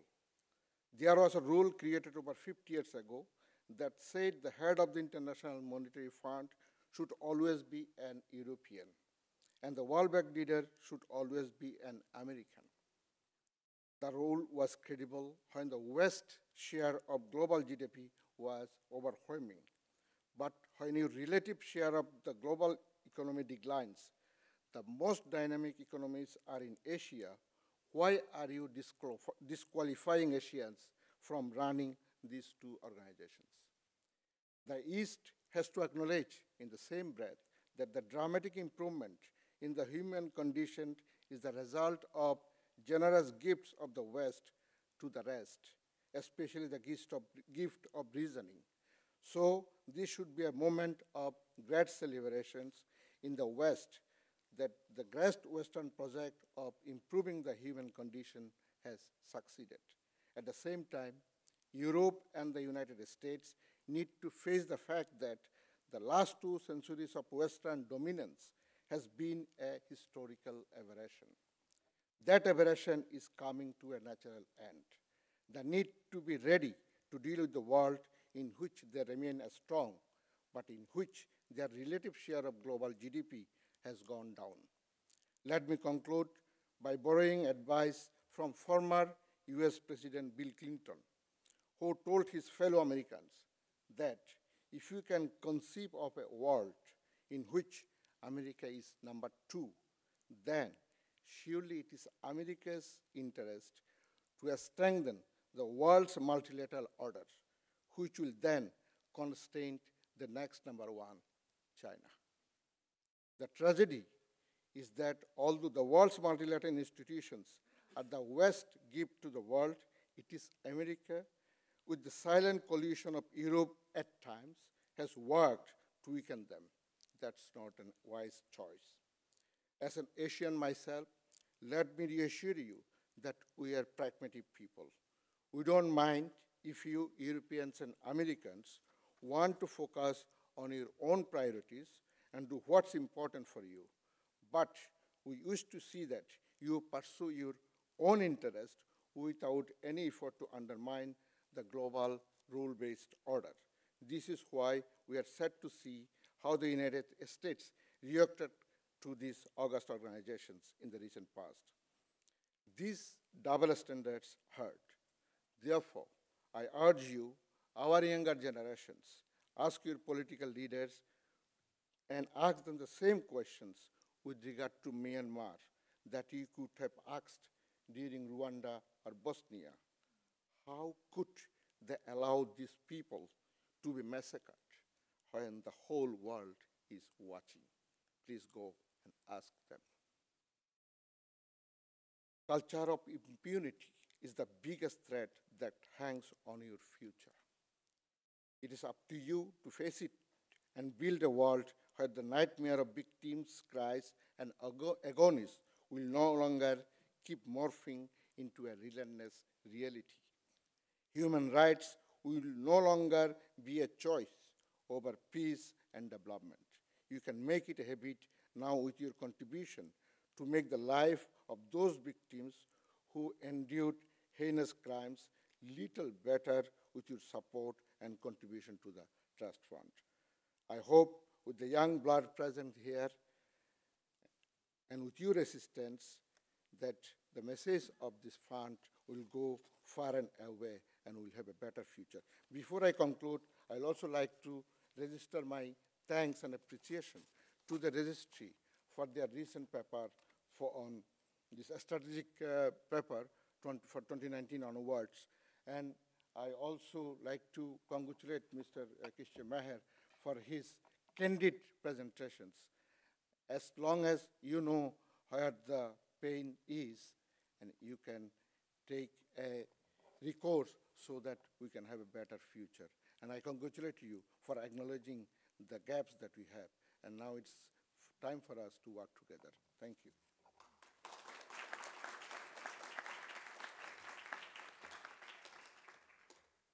Thank you, Ambassador Bilal, for those thoughtful remarks and for making the time to be with us today. I'd like to invite now the moderator of the second panel, Mr. Michael Liu, who is the Executive Director of the Chinese Initiative on International Law, to take the stage together with our staff panelists from the court.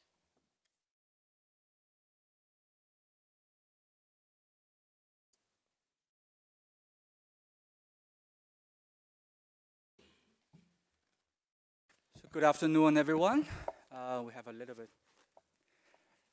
It's a Friday afternoon in the summer times. Staying here until last minute, you guys are hardcore of the justice, I think. And I urge you, everyone, not to give up, not only in this afternoon, but also in your future career in the justice. Why I'm saying this? It feels like a long time ago when I'm intern for the president of the court. If we do it, this forum again next year in 2020, I would say it was last decade when I was intern of the court, but still, I think it was 80 years ago I was the intern here, and Ambassador Paul points out, we really need to be thinking of our own ways of making contributions to the justice. I come from a very different state, as Ambassador from Bangladesh, my neighbor country, pointed out, not joining the court, thinking very differently, but it also allows me to have a perspective of thinking about justice. What does it mean, the international criminal justice system? As Judge Prost told us, you can criticize the court, but international justice is about ending impunity. That's everyone signed up for. And in this system, very important is the victims. I had the opportunity to work with the victims back in Cambodia in the ECCC, the Khmer Rouge Tribunal, the only international tribunal of its kind in Asia. And today I'm moderating the second panel of our forum on the victim's perspective and demand for justice. Often we heard for the first time in the history of international criminal justice system, the Rome Statute now, which have 122 states ratified, another 71 or 2 to go, is putting victim at the center of international proceedings. Victims can participate, victims can demand reparations. So what does this mean? And how does it work in practice? We have 3 distinguished speakers in the panel for us in this afternoon. Mr. Philip Amba, the Chief of Victim Participation and Reparation Section in the registry. Welcome. Ms. Fadia Balfas, Associate Legal Officer, Victims and Witness Protection in the registry. And Ms. Palina Masida, Principal Counsel of the Independent Office of the Public Counsel, the OPCV, within the registry. I welcome all the participants of our second panel. So I want now to throw the floor to every one of you. We have different sections within the court working on victim participations. I want to give the floor to each of you now and ask you to tell us a little bit of your work with regards to victim participation, or in general with regards to the victims of the justice system. I will start with Mr. Philip, maybe.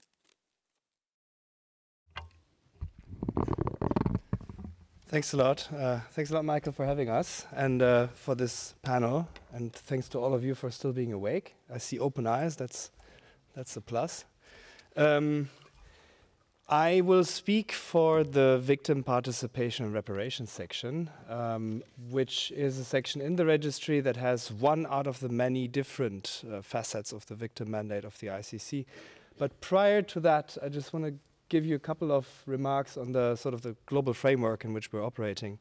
The ICC and the statute of the Rome Statute is actually revolutionary in having this victim participation feature at all, because you will not find it, for instance, with the ICTY or ICTR. And that is really one key aspect which brought many delegations in 1998, or 1997 rather, to the negotiating table, because it was obvious to those that had learned lessons from the ad hoc tribunals that if you do not include the victims into the process, that they at least know what's happening in these courts, your effect on the population that has been victimized is next to nothing. And that is actually the key lesson that brought this entire victim participation feature into the Rome Statute as such.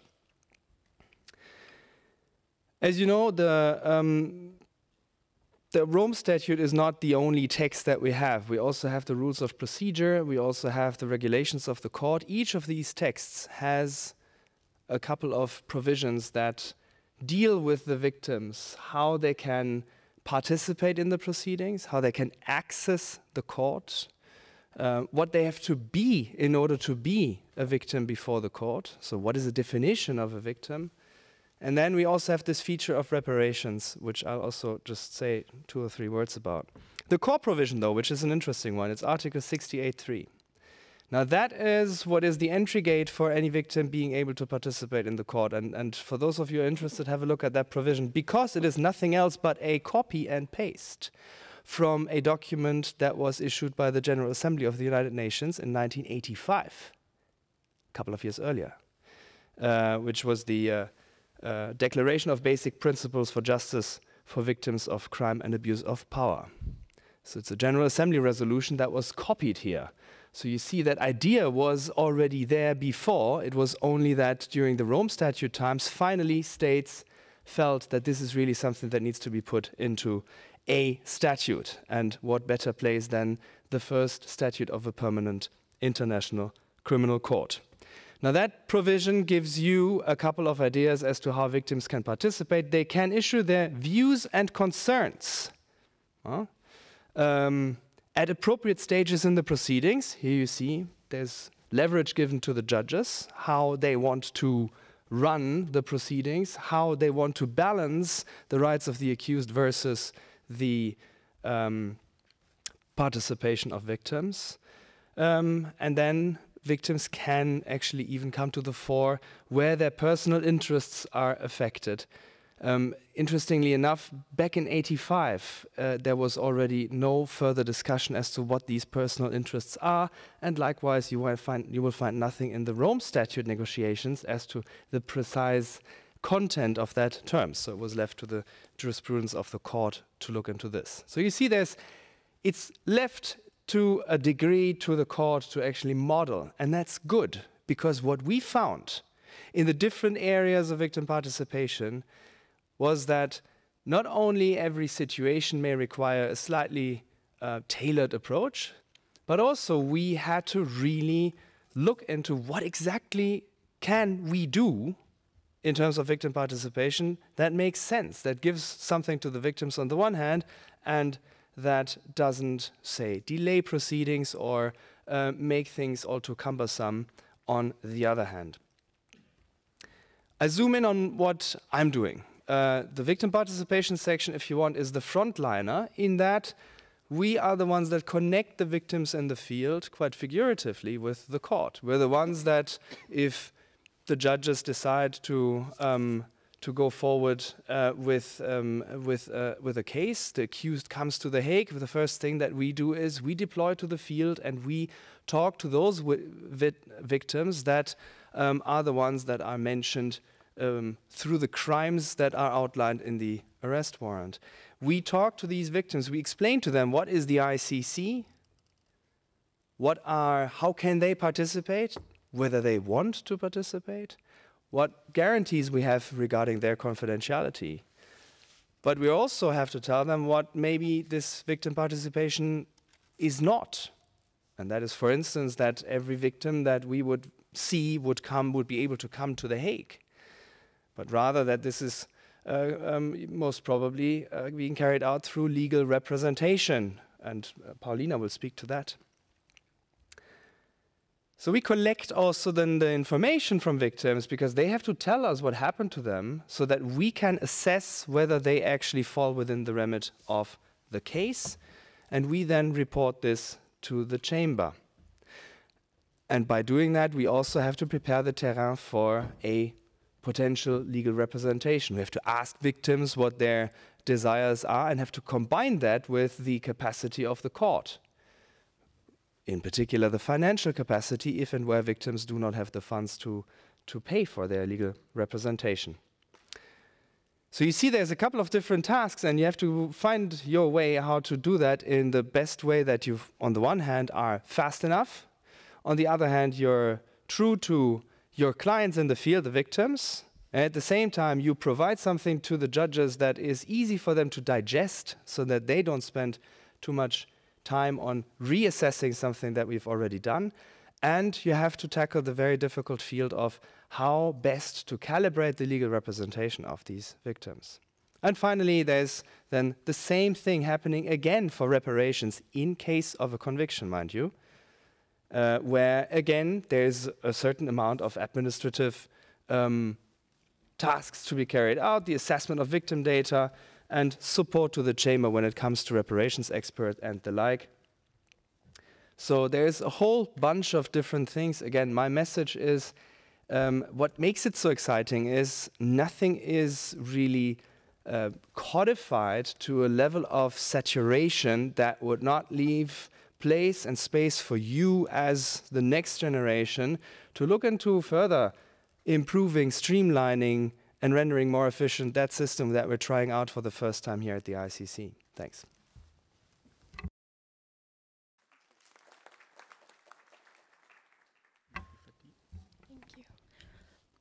Thank you, Michael. Thank you, everyone. Good afternoon. Let me try to introduce myself. My name is Fatia Balfas. I'm from Indonesia, one of the very few Asian staff members in the court. I am very honored to be here, to be able to have this opportunity to explain to you the section that I am working in, the Victims and Witnesses section, which is a section in the registry that is mandated for, basically there are two things, they're mandated for witness protection, victims protections, and to facilitate their appearance before the court. I will start, it's quite a challenge for me to try to think how I can best give a brief overview of Victims and Witnesses section, because there's a lot of elements to it, but I will try to do it briefly, maybe by explaining who we are and what we do.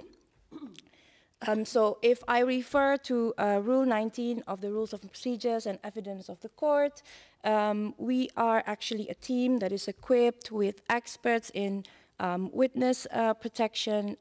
We have also our own psychologist, a psychosocial expert, and logistics and humanitarian law and so on. What we do, basically we do two things. We protect victims and witnesses at different stages of the proceedings, and we are in charge of bringing the victims and witnesses from where they are into either the seat of the court or the location of testimony. Saying that,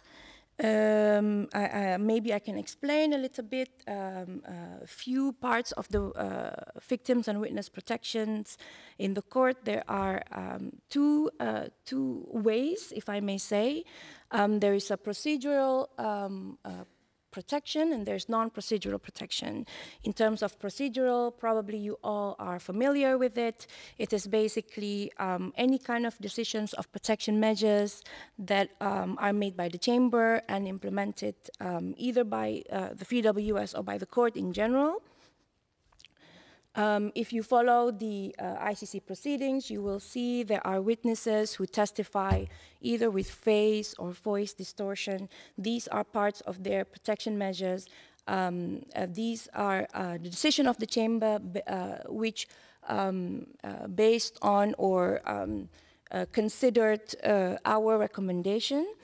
Basically, we have our staff, what we would call protection officers who have a direct contact with victims and witness and assess their security and then provide that assessment, that independent assessment to the chamber.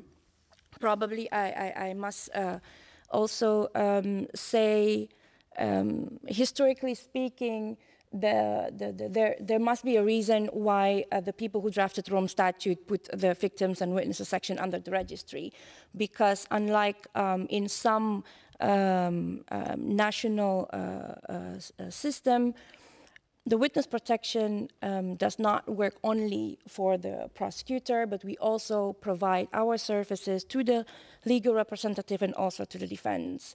So the neutrality is actually the core principle in which we are guided on. And apart from that, I think it's also important for me to explain, because there's a lot of questions in terms of protection in certain stage of the proceedings, like for example in relation to Burundi and Philippines, which is a different and a more difficult issue, that victims and witnesses section, because of our neutrality, we work only upon referral of either the legal representative, the defense, or the prosecution. And by that, it's also important for me to explain to you that we can only provide our protection if the victims and the witness actually consent to it. So basically, if they are not consent to it, we cannot guarantee their protection, which is again very important for us to maintain our neutrality, because it is very important for us to build the trust with the victims and witnesses that we are working with. That's the only way that they can trust us. That's the only way that they know that we are there for them and not for necessarily for the prosecution or the defense or the legal representative. So that is a little bit about the witness protection. In terms of our mandate in facilitating the appearance of victims and witnesses before the court, I would invite you to read the protocol that has been issued by the Chamber on familiarization of victims and witness. If you read the protocol, it is very, very complete.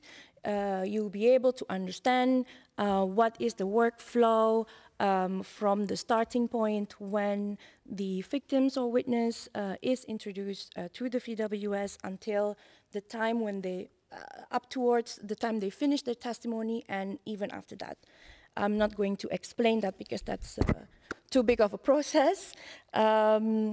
Another thing that I would take this opportunity to explain to you, you tell me if I take too much time, is to explain that there are different levels of protections that we provide. There's the lowest one, basically, the good practices, the trainings that we help to provide with either our colleagues from the registry or the defense team or the prosecution to help them in making sure that their interaction with victims and witnesses in the field do not cause further harm or do not cause any security problem. That's one of the basic, what we call level of protection that we provide. And then after that, we have also local protective measures, which we work together with.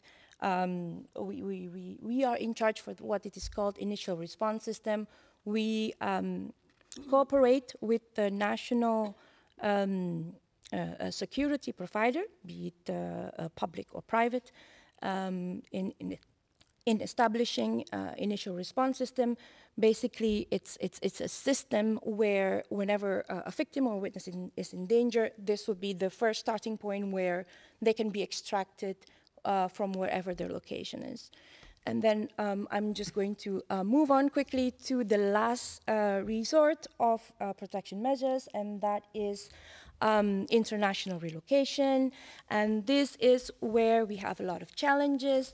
And this is where I see you as an opportunity for me to emphasize the importance of it and explain the importance also to engage with us, to cooperate with us in accepting victims and witnesses who are at risk in your territory, which is one of our biggest challenges by far.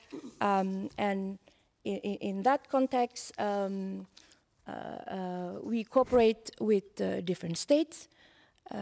Basically, whenever we assess that a witness a security situation require the person to be included in a court protection program, then we would approach the state to be able to accept victims and witnesses. I will stop right here, and I'm happy to accept any questions that you may have later on. Thank you. Thank you, Fadia. Thank you, Fadia. Now I'll give the floor to Paulina. Here we go. Thank you very much. Good afternoon, everybody. Be with me for more 6 minutes, let's say 5. I will make 6 for sure. Now, I'm a lawyer by profession. I'm a criminal lawyer. I'm clearly not from Asia. Sorry for that. Not everybody is perfect. And as you have heard from Michael, I am the principal counsel of an independent office, the Office of Public Counsel for Victims. Now, if anyone is interested in the legal basis for the creation of the office, just read Regulation 81 of the Regulations of the Court, and you will find out which kind of mandate we have. Our main mandate at this point in time in the proceedings before the court is representing victims in different proceedings at several stages of the proceedings. What does it mean? I think that what is important to you today is to understand a little bit why it could be nice to be a lawyer for victims in proceeding before the court and why you may want to invest in that. Well, what I think is needed to be a lawyer for victims? Well, maybe 3 or 4 qualities, skills, talents. 1, be creative. 2, be passionate. 3, have a solid legal background, of course. And last but not least, be passionate. Why I decided to choose this specific characteristic? Because as Philip has just said, the participation of victims in the framework of international criminal law is a novelty. It was not known before the ICC. It's now known at the Cambodia court. It's known now in the Tribunal for Lebanon. But the very first time that the issue of the participation of victims was introduced in international criminal law was before the ICC. As anything that is new, you have to handle it with care to some extent. It's something which is fragile. But the opportunity that you have of helping interpreting the law in favor of victims in doing this job is very important. So this is one of the aspects of the beauty of maybe thinking of representing victims before the court. You can actually contribute to the interpretation of the law in pushing for the rights of victims. And a very important role have lawyers in pushing or not pushing sometimes for some position to be taken or not taken by the judges. Second, you actually contribute to having the voices of victims heard. You are actually contributing to have someone who in principle has no voice, to help someone having a voice before the proceedings. And this is the beauty of any lawyer, actually. This is the meaning of advocacy. This is the meaning of advocatus in the Roman meaning since the beginning.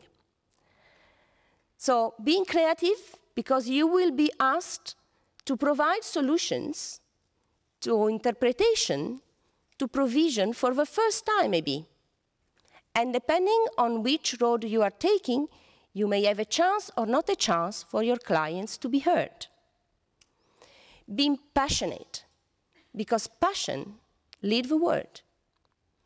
And being, of course, with a solid legal background, because you need to know very well the law in order to be able to try to advocate for your thesis before judges, who also know very well the law.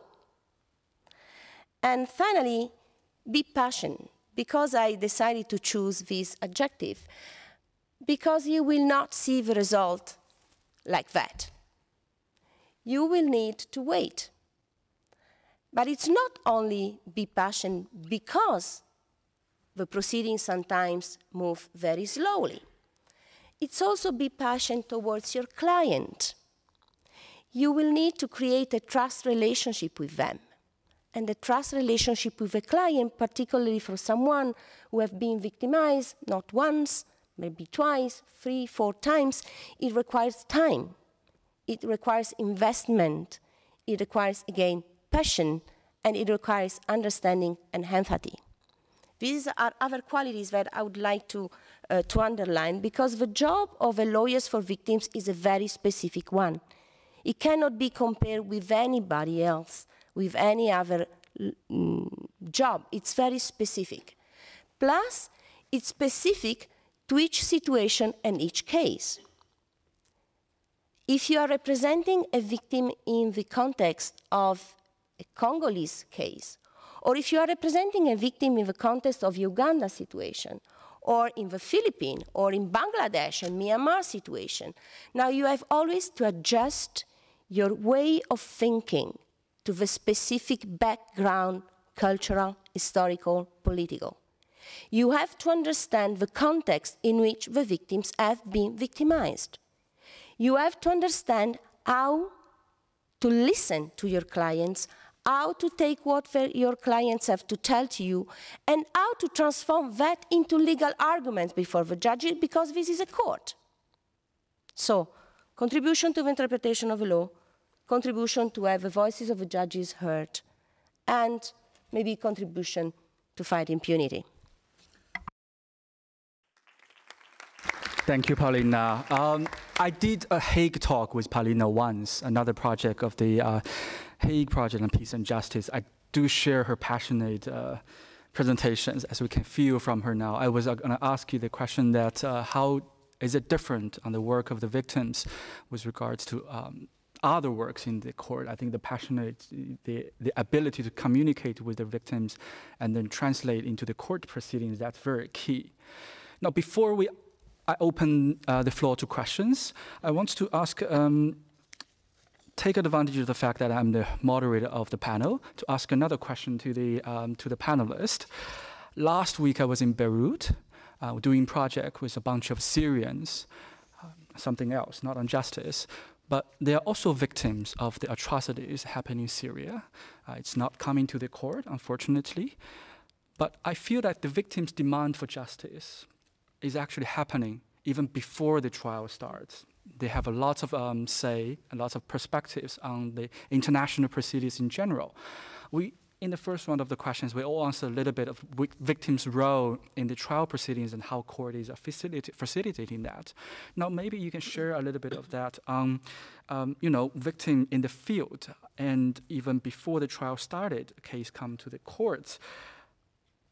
Victims' role outside the court proceedings or beyond the court proceedings. Maybe this time we can start from Palinda all the way to the other ones of the panel. Yeah. Well, it's actually very hard to answer in a few minutes, because one of the big part, particularly of the work of a lawyer, is in the field.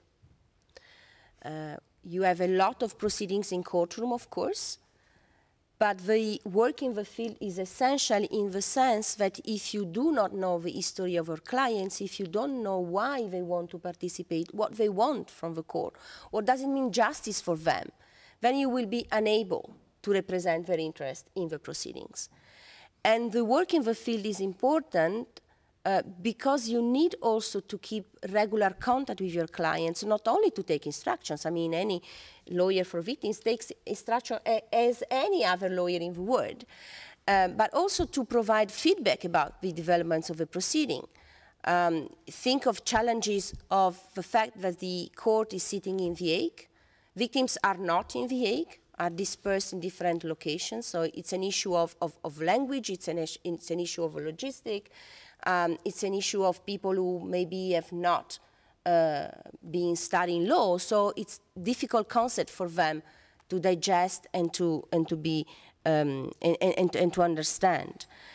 And the way in which we decided to tackle this issue of a field, which is very important for us, is each time that a lawyer from the Office of Public Counsel for Victims is appointed to represent victims in the proceedings, we always have also counsel in the situation country. This helps us to overcome several logistical issues, and this is something which could be interesting for someone if ever situation from the Asia region will come to the court and someone from the office is appointed. We will the first thing search for someone in the specific situation country to be able to work with us in our team, normally as co-counsel or as legal assistant, to help us overcoming these issues. Second thing that I would like to raise in this context is a little bit more substantive, and it's the fact that actually the search for truth and justice for victims starts much before a situation is even brought before the court. I mean, we have heard of a lot of situations under preliminary examination. I'd like to only take an example, just because we filed a submission today. I'm referring to the Afghanistan situation, in which there is a decision of not opening an investigation so far. And we had a lot of echo from victims directly in Afghanistan and elsewhere of what does it mean for them, that decision, of why they feel that they will not be able to pursue justice, and how this decision may have an impact on impunity in a specific region of the world, and maybe in more than one state. So the search for justice is very important for the victims in very, very, very early stage. And they would like to contribute to this search for justice since that early stage. Thank you, Paulina. Philip, do you have anything to add? Thanks. I'd like to pick up on what Paulina just said, this specific feature of the Rome Statute, that where the prosecutor seeks to open an investigation, when she wants to do that out of her own volition, proprio motu, she has to go through a pretrial chamber. This is now happening also in another situation in Myanmar/Bangladesh. We had the ambassador also alluding to that in his very insightful remarks. And here I think this is something that I find quite a fascinating feature, because what you do is really, you have one moment of where the court, despite being the court, being able to zoom in on victims' views and concerns, which are not yet subject to litigation in the courtroom. So it's not yet where, say, Paulina and her teams or external legal representatives would be really in the courtroom litigating points, but this is where the chamber simply requests, dear registry, go out and find out what victims think about a potential opening of an investigation. So this is where you basically sit then down with with victims and ask, do you know what an investigation is? Do you know what that would entail? What do you think? Do you have anything else to say?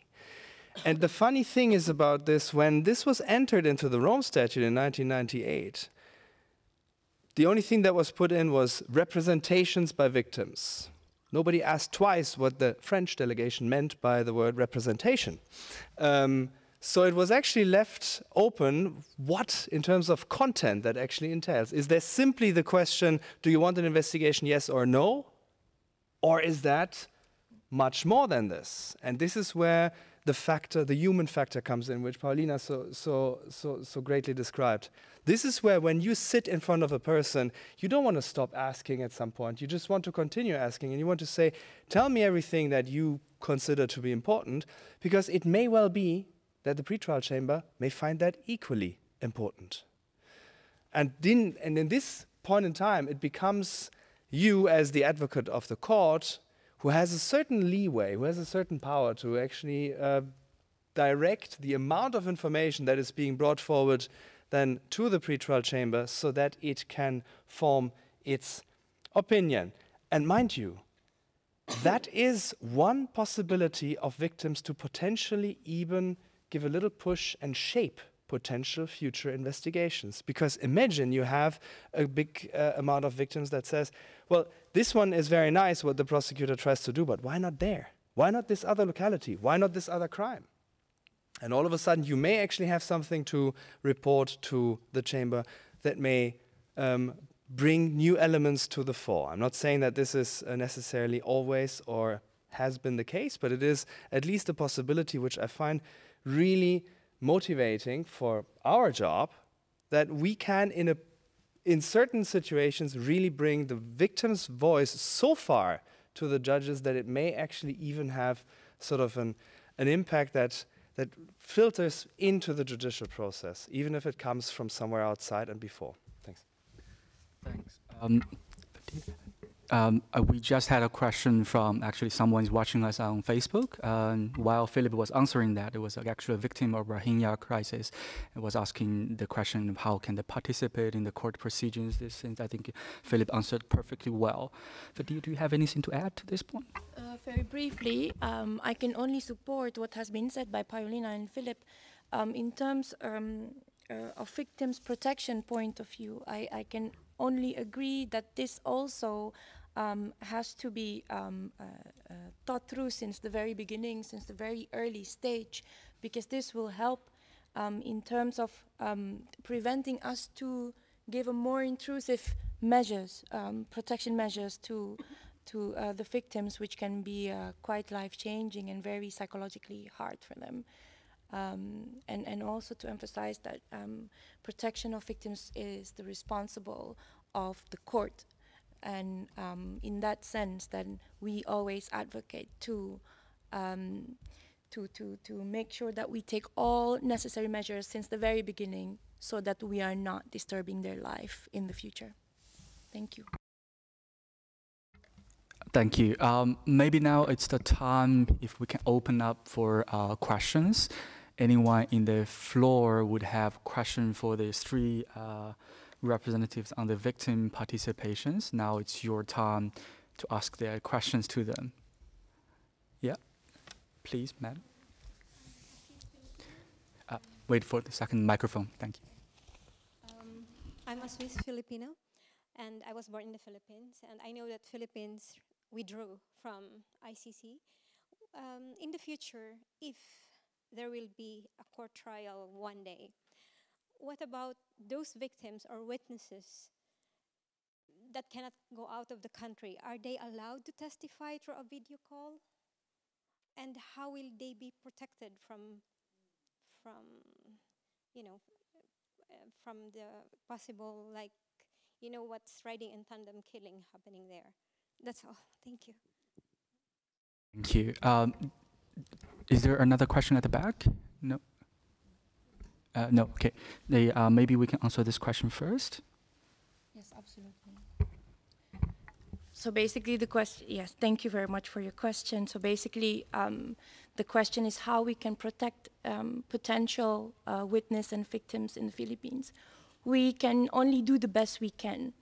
But then it depends. There are, of course, procedures. There are, of course,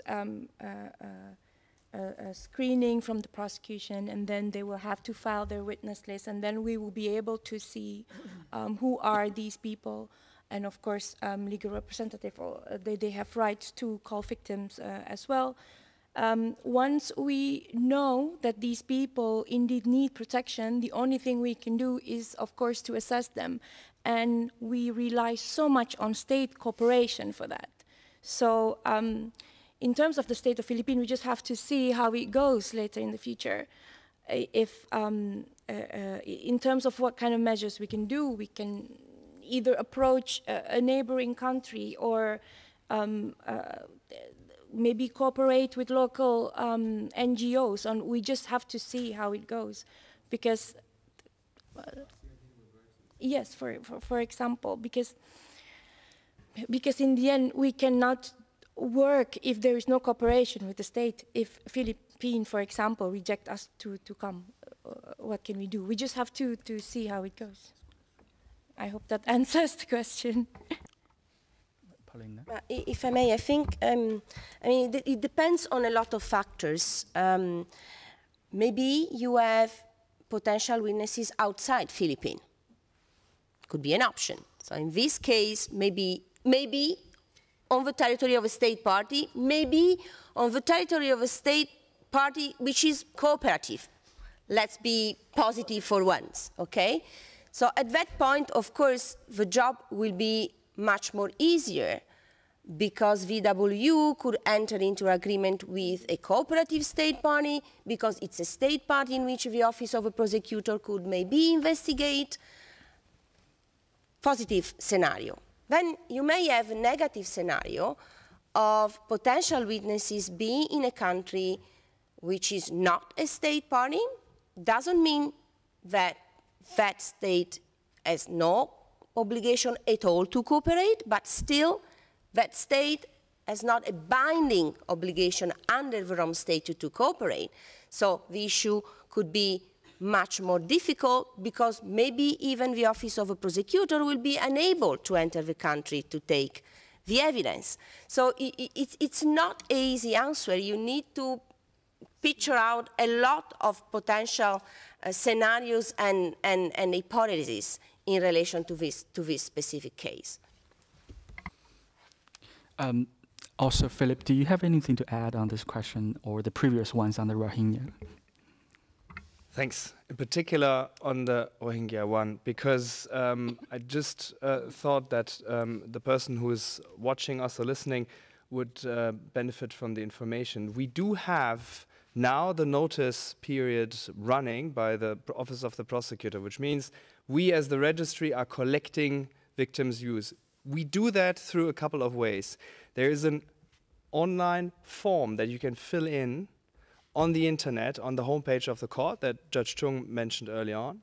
So there's a specific page where you can download that form, fill it in, then you can send it back to us as a PDF, or you can send us an email, vprs.information@icc-cpi.int. It's all written on the internet. You can even call us. So there's a couple of ways. And then obviously we also have staff in the field, which is operating in the various locations. So we're around. So wherever you are, make yourself known to us. Also, we can communicate through secure channels. We're really very keen to hear and to help. Thanks. Thanks, Philip. When we were earlier in Malaysia this year with Christian, I think the Rohingya refugees there were also very present on demanding the justice. I surely will forward your message to them. I think we can answer maybe one question if anyone has a question at this point. I see a hand over there. And Ambassador, you have a question as well? Hi. No? Okay. Please go ahead first. Okay. My question is for Ms. Paulina Masida. You mentioned how you can, in your position and in your office, contribute to the interpretation of law for victims. And I just wanted to know if you could expand on that a little bit more. Are we taking the other question or? No. It's okay. Now, can give maybe several examples so that it's clear what I mean. I will start maybe with the judgment in the Bosco-Ntaganda case, which was issued on the 8th of July, in which one important legal issue was discussed in relation to sexual violence for girls, essentially, within the armed force led by Bosco-Ntaganda, which was not in the beginning recognized as such. It has been recognized in the judgment, and it has been recognized because legal representative pleaded for that. This is an example. Another example I can take is, if, for instance, in the Lubanga trial, in that specific trial, no charges of sexual and gender-based crimes were brought against Mr. Lubanga. Whether these kind of crimes were an essential component in the recruitment and use of children under the age of 15 in the hostilities, and the role of a legal representative in that trial was to make the judges understand that the facts were a little bit different from what appeared only in the charges, and trying to make the chamber understand that actually the crimes of sexual and gender-based violence were subsumed to some extent in the recruitment itself. And we had an important opinion of Judge Odio Benito acknowledging these facts, which were, by the way, also acknowledged in the judgment, in the majority decision itself. So I was alluding at this kind of interpretation of law which is clearly in favor for victims. If this kind of interpretation does not pass, then it means, for instance, that the rights of victims to reparations will be to some extent not going through, because if the charges or some elements of the charges are not recognized, then simply the person convicted will not face reparations proceedings for this kind of charges, for instance. I was alluding at this kind of legal reasoning. Thank you, Paulina. Maybe now it's time if I give the floor back to the three panelists to have a few final words to our audience. Yeah, start from you, maybe. Sure. Two things. First, to continue the theme of Christian in terms of working for the ICC, I would encourage all of you to keep on trying. Basically, I used to work with a lawyer who told me that the most important thing is that you never give up, basically. And then if in the end you are not going to be working for the ICC, but instead for your government, that I would like you to think of today and to take the message that the importance of protections of victims and witnesses, and to be able to consider at least in ensuring a positive state cooperation and accepting persons at risk. That would be my message. Thank you. Thanks. When I started off back in my home country, I started off as a prosecutor. Then I came to ICTY and worked for the judges. Did that here too. And then I came to do what I'm doing now. When I worked as a prosecutor and then for the judges, this entire victim topic was sort of a side issue for me. I thought, what I'm here for is to prosecute or to judge or to help the judges judging. And that's it. And I didn't really mind much about this entire victim sort of side noise. When I then came to the section that I am in right now, I realized that if we don't get this victim aspect right, we can just as well close the shop, because then we're insignificant for those that actually suffered the crimes that we're prosecuting here. And that is, I think, really one thing that I have to say, I'm grateful, because this is where I learned my own lesson, that I have been misjudging the importance of victim participation, and that shouldn't be underestimated. And another thing, it's totally awesome to work in it for the simple reason because we can still make it work, we can still forge it. This is new, this is something that is not written black letter law, this is how it has to work. We can still see where we can improve it, and this is why actually in particular to you, I can only say, really take an interest in it, because this is a future major topic for this entire international criminal justice system to work. So thanks for listening. I will not add anything to what Philip has just said about the importance and the centrality of the victim's role before the ICC, but I will go more on two practical matters. The first one, that I'm very proud to have an Asian lawyer in our team. Orchalon is there, so someone, so it happened. You can actually be a counsel for victims within the ICC from the Asia region, and I'm particularly proud because the OPCV is a small section of 12 people. So I think I can be very proud of the result, and Orchalon with us since now 8 years. The second thing is that we will be opening a vacancy for interns and visiting professionals in August. I would love to see, let's say what, at least half of you apply maybe? Let's try. And two things. One, refine your skills. Be perseverant. I prefer to say be perseverant instead of don't give up, because it has a slightly different in your mindset. And three, don't be shy. And I know that sometimes culturally can be an issue. Don't be shy. Just try, try, and try. Thank you. I thank all the panelists for your excellent contributions to this panel, and I will now give the floor back to Sash. Thank you very much. I'll be very quick because I'm standing between you and a reception, I know. But I do want to take the time to thank our really wonderful co-organizers, the Hague Project Peace and Justice, as well as the Chinese Initiative on International Law. And a very special thank you to our judges, Judge Chung, Judge Pangalangan, Judge Akane, and Judge Prost, and of course, Ambassador Bilal, Ambassador van den Ijssel, Ambassador Stehauer, and all of our fantastic panelists, Christian Marr, Philip Ambach, Paulina Masida, and Fatia Belfast for their remarks and interventions. I would be remiss if I didn't thank our staff at the court who put this event together.